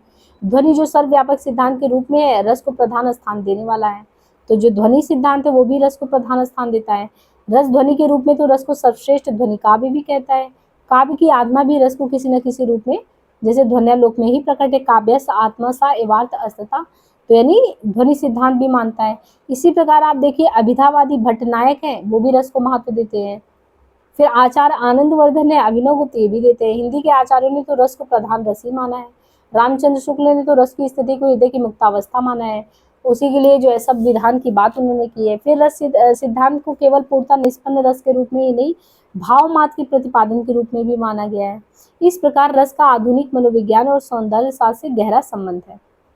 अब रस में हम लोगों ने पहले ही पढ़ लिया था ना, श्रृंगार रस, वही वो श्रृंगार रस मतलब रसों का राजा, जिसका प्रमुख कारण ये है कि इसके भीतर न केवल अधिकांश संचारी भाव वरन सभी रस भी संचारी भाव में रहते हैं। ये बात केशव देव आदि आचार्य ने अच्छी तरह प्रतिष्ठित भी किया। भोजराज तो ये भी कहते हैं कि श्रृंगार को ही रस मानते हैं। श्रृंगार ही बेसिकली भोजराज मानते हैं, श्रृंगार ही तो रस है। उनके विचार से यही एक पूर्ण रस है। कौन सा? श्रृंगार। अन्य रस तो इसकी संपूर्णता के लिए बस आगे पीछे है। भोज ने अपने ग्रंथ श्रृंगार प्रकाश में ये बात लिखी भी है। तो उनका मानना है कि श्रृंगार का प्रभाव तुरंत पड़ता है। श्रृंगार का वर्ण श्याम देवता विष्णु मान गए। श्रृंगार के संयोग और वियोग 2 भेद है, और नायक नायिका में ये चीजें देखते हैं। फिर संयोग श्रृंगार के बारे में, जहाँ पे रति अस्थायी भाव प्रिय के संयोग से परिपुष्ट होता है। जैसे यहाँ पे आजू की छबीली छवि छठा चित्त बेद रही, आजू की छबीली छवि छठा चित्त बेद रही, कहीं नहीं जात कछु कौन कति भई, नवल नबेली हसी चितवत थाड़ी पास, मानु तिहि उर नहीं नेह बलि बई है, हित ध्रुव नीरज से नीर भरे ढरे नैन, बोलत न कछु बैन चित्र सी है गई है, नैन छाई लेने रूप परी जब प्रेम को वाकी गति जाने सोई, जिही अस भई है। यहाँ पे नायक नायिका की प्रेम संवाद को बहुत अच्छे से यहाँ पे कृष्ण जो है ये नायक के आलम्बन है, आधार है, और राधा या नायिका आश्रय है। सुंदर रूप, शोभा, छवि, उद्दीपन है। हंसना, पास खड़े होना, आंसू ढरना, ये जड़वत होना, अनुभव है, हर्ष, जड़ता। इसी तरीके से देखिए सब चीजें निकाली जाती है। तो पहले ही हम बात कर चुके थे। ऐसे ही आप देखें विप्रलम्ब, जहाँ पर रति अस्थायी भाव है, और विप्रलम्ब में रति अस्थायी भाव, स्वप्न, चित्र, प्रत्यक्ष, श्रवण प्रकट होते, परंतु प्रिय से संयोग ना होने से और भी तीव्र हो जाता है। फिर बिछोह की स्थिति के बारे में दिया है। फिर यहाँ पे स्थितियां रूप पूर्वाराग, मान, प्रवास को दिखाया गया है। पूर्वाराग हमने पहले ही बताया था कि मिलन से पहले जो होता प्रत्यक्ष श्रवण, यानी आपने मिलने से पहले इनके बारे में सुन लिया और चित्र देख लिया, और अक्सर आपने देखा होगा सूफी काव्यों में स्वप्न दर्शन हो जाता है, स्वप्न दर्शन में ही प्रेम हो जाता है। तो एग्जाम्पल दिया है कि धीट परियोजित ताते नाहिन तरही छवि, आखिन छ्योरी छिन छिन छली छले उठे। आगे भी प्रलम में है कि बाजी बाजी उठत मीठे सुर बंसी बोल, ठोर ठोर ढीली गरबीली चली चले चित चोर। कहर कहर उठे पीर पाठकों को छोड़, सांवरे को तिरछी चित्तन सली सले उठे। या मान आशा की प्रतिकूल, यानी इंतजार में बैठी हूँ, पता लगा मिलने ही नहीं आया हो। बैसी की थोड़ी पे ना भोरी है किशोरी है, या की चित चाह रहा हो के मजियो जानी। कहे पदमाकर सुजान रूप खान आगे आन बान आन की सु आनी के चलो जानी। प्रवास में है कि प्रिय विदेश गमन है, और बेचारी जो प्रेम में है वो दुखमयी स्थिति में है। तो प्रवास में विरह कहलाती है कि चैत चारु चांदनी चीता सी चमकती है, चंद अनिल की डोलनी अनल हो तो ताती है। 10 दिशाओं में देखें तो वियोग की 10 दशाएं मानी गई। वियोग की 10 दिशाओं में अभिलाष, चिंता, स्मरण, गुणकथन, उद्वेग, उन्माद, प्रहलाद, व्याधि, जड़ता, ये सभी हैं। फिर वीर रस, वीर प्रधान रसों में से इस रस के देवता महेंद्र माने गए। इनका वर्ण सोने के समान गौर है। वीर का स्थायी भाव उत्साह होता है। मानसिक वृत्तियों में इसका संबंध युत्सा से माना जा सकता है। इसका आलम्बन शत्रु, ऐश्वर्य, ये सभी है। वीर रस के 4 भेद माने गए: युद्ध वीर, दान वीर, दया वीर और धन वीर। यहाँ पर हम अलग अलग उदाहरण देकर सप्रसंग उसकी व्याख्या करने वाले कि युद्ध वीर तो वही है, डहे डंकन को सबद निसंग को बही शत्रुन की सेना जोर सरकी है। हरिकेश सुबट घटान की उमंडी उते, चंपत के उनंद कोपियो उमंग समर की। तो ऊपर जो छंद दिया गया है उसमें उत्साह किसका है? स्थायी भाव उत्साह है। ये उत्साह युद्ध के लिए, इसलिए युद्ध वीर रस है। इसका आलम्बन शत्रु है, डंकों का बजना, शत्रु की सेना का आगे बढ़ना, ये सब उद्दीपन है। इस उत्साह का आश्रय चंपत राय का पुत्र छत्रसाल है, मुख पर लालिमा है। तो इस तरीके से वीर रस पूरा आपको देखने को मिल रहा है। ऐसे दानवीर, दानवीर यानी संपत्ति का दान करने वाला। तो संपत्ति सुमेर की कुबेर की जो पावे तही, तुरत लुटावत विलंब और धारे न, कहे पद्माकर सो हेम हे हाथिन के हल्के हजारन के भीतर विचारे न। ऐसे दानवीर सुनी कमलापति विनीत बैन भारी तसु असु चालिबो को लखी गतियो दराजन की। और फिर ऐसी करुण रस के बारे में देखें तो करुण रस अत्यंत प्रभावशाली, इनमें सभी को तुरंत द्रवित करने की शक्ति होती है। और भोज ने जिस प्रकार श्रृंगार को ही एक रस के रूप में माना, वैसे भवभूति ने, जैसे भोज ने कहा कि नहीं एक ही है रस, और जिस प्रकार श्रृंगार को उन्होंने एक माना, वैसे भवभूति ने करुण को माना है। उन्होंने कहा है एको रसा करुणा एवं निमित्त भेदात, करुणा ही एक रस है, अन्य रस तो भेद के कारण है। करुण रस के भीतर शोक अस्थायी भाव परिपुष्ट होकर रसद को ग्रहण करता है। इसके देवता यम माने गए और इसका वर्ण कपोतवत कहा गया है ना। ये चीज ध्यान रखना है। और बस यही दीप निर्वाण हुआ, सुत विरह वायु का बाढ़ हुआ, धुंधला पड़ गया चंद्र ऊपर, कुछ दिखलाई ना दिया भू पर। अति भीषण हाहाकार हुआ, सोना सा संसार हुआ, अर्धांग रानियां शोककृत। यहाँ पर राजा दशरथ आलम्बन है, उनका मृत शरीर और हाहाकार उद्दीपन है। तो इस तरीके से अब जो है यहाँ पे समझ में अच्छे से आ रहा होगा। अद्भुत रस के बारे में, अस्थाई भाव तो विस्मय है, इसके अधिष्ठाता मतलब अद्भुत रस के अधिष्ठाता ब्रह्मा माने जाते हैं। और इस रस का आलम्बन अलौकिक चरित्र, दृश्य अथवा विचित्र वस्तु है। ऐसे चरित्र या वस्तु के संबंध में सुनना या उन पर बार बार विचार करना उद्दीपन है। आंखें फाड़ कर देखना, रोमांच, स्तब्ध होना, आवाक रह जाना। केसो कही न जाए का कहिए, देखत तो रचना विचित्र हति समझो, मन ही मन रही है। फिर हास्य रस के बारे में यहाँ पे है कि हास्य रस का स्थायी भाव क्या है? हास्य है। इसके देवता प्रमथ शंकर के गण माने जाते हैं और वर्ण से थे। हास्य रस का आलम्बन विकृत रूप, आकार, वेशभूषा, विचित्र, अनर्गल, विलक्षण चेष्टाएं, ये सभी है। हंसी हंसी भाजे दे की दूल्हा दिगंबर को, पाहुनी जे आवे हिमाचल के उछाल में। कहे पद्माकर सु काहू से कहो को, जोई जहाँ देखो सो हंसही तहाँ राह ले। मगन भये हुई हंसे नगन महेश ताड़े, और हंसे यूं हंसी हंस के उमा में। बार बार बैल के निपट ऊंचो नाद सुनी, हुंकरात बग बुरुजुन रास रेला में भूधर भनत ताकि बस पायो शोर करे। भयानक रस, इस रस का स्थायी भाव भय है। हिंसा वाले स्वभाव वाले जीव तथा उग्र स्वभाव आचरण वाले व्यक्ति इनके आलम्बन है। विकृत और उग्र ध्वनि तथा भयावह चेष्टाएं, निर्जनता और उद्दीपना, हाथ पैर का कांपना, हाथ उकपाड़ना, रोंगटे खड़ा हो जाना, ये सभी इसमें है। हाहाकार हुआ, क्रंदन में कठिन वज्र होते थे चूर, हुए दिगंत बाधित भीषण और बार बार होते थे क्रूर। इस वर्णन में प्रलय, आलम्बन, भयंकर बादल, झंझावात, ज्वालामुखियों का आग उगलना आदि उद्दीपन है। तो यहाँ से लग भी रहा होगा, गगड़ी गड़गड़ायो, खम्भ फाट्यो चरचरायो, निकस्यो नरनाहर कुरूपति भायानो। इसके बाद विभस रस का स्थायी व जुगुप्सा या घृणा, इसके देवता महाकाल माने जाते हैं। रंग नील वड़े, इस रस का आलम्बन फुअड़पन रुधिर मांस करके है। रौद्र रस का स्थायी भाव क्रोध, इसके देवता रुद्र माने जाते हैं। और रंग जो है इसका लाल वड़ होता है, किसका? रौद्र का, लाल। वैसे भी कोई नाराज होते हैं तो देखिए लाल रंग एकदम होता है ना। आलम्बन शत्रु या कपटी ये सभी होते हैं। अनुभव में भौवें तानना, दांत पीसना, जैसे यहाँ पे बारी टारी डार्यो कुंभ कन्हई विदारी डार्यो मारो मेघनाथो आजो करके है। इस छंद में रावण, कुंभकर्ण आदि शत्रु आलम्बन के किस तरीके से। फिर शांत रस, श्रृंगार, वीर और शांत की गणना प्रधान रसों में होती है, क्योंकि ये उदात्त वृत्तियों के प्रेरक और महाकाव्य में इनमें से एक प्रधान या अंगी रस के रूप में प्रतिष्ठित होता है। और इसी तरीके से जो है आपका वात्सल रस, ये वात्सल रस जो है संस्कृत के अधिकांश आचार्यों ने तो इसे अलग रस ना मानकर श्रृंगार के अंदर ही माना था। मम्मट ने ही रतिर्देव विषयो कहकर इसे भाव को अलग माना है। इसी प्रकार अन्य कुछ आचार्यों का भी मानना है वात्सल्य भक्ति आदि श्रृंगार के भीतर ही, परंतु इसे स्वतंत्र रस के रूप में मानने वाले कौन है? स्वतंत्र रस के रूप में वात्सल को भोज मानते, भानुदत्त मानते, विश्वनाथ मानते, हरिश्चंद्र मानते हैं। और साहित्य दर्पण में उन्होंने लिखा भी है, अस्फुटम चमत्कारित्या वत्सलम च रसः विदु अस्थायी वत्सलता स्नेह पुत्र आदलंबम मतम उद्दीपन आदि तच्चेष्टा विद्या सौर्वद्या आलिंगनस। इस प्रकार स्पष्ट चमत्कार के कारण वात्सल्य की रसत रूप में प्रतिष्ठा होनी चाहिए। इसका स्थायी भाव पुत्र स्नेह है, पुत्र आदि आलम्बन उनकी चेष्टाएं तथा विद्या दया आदि उद्दीपन है। आलिंगन, अंग स्पर्श, सिर चूमना ये सभी जो है अनुभाव है। जसोदा हरि पालने झुलावे, हलरावे दुलरावे मलावे, जोई शोई कुछ गावे, मेरे लाल की आऊ निदिया काहे ना आनी सुहावे। इस तरीके से वात्सल्य दिखाया गया है। और फिर इसी तरीके से धूर भरे अति शोभित श्यामजू, तैसी बनी सिर सुंदूर की चोटी, खेलत खास फिरे अग्नापंग पैजन बाजत पीरी कचोटी, वह छवि को रस खानी बिलोकत वारत काम कलनिधि कोटी। तो किस तरीके से बहुत अच्छे से यहाँ पे वर्णन किया गया उनका, कृष्ण जी का। फिर भक्ति रस आचार्य विश्वनाथ के समान संस्कृत के धुरंधर आचार्य थे पंडित राज जगन्नाथ।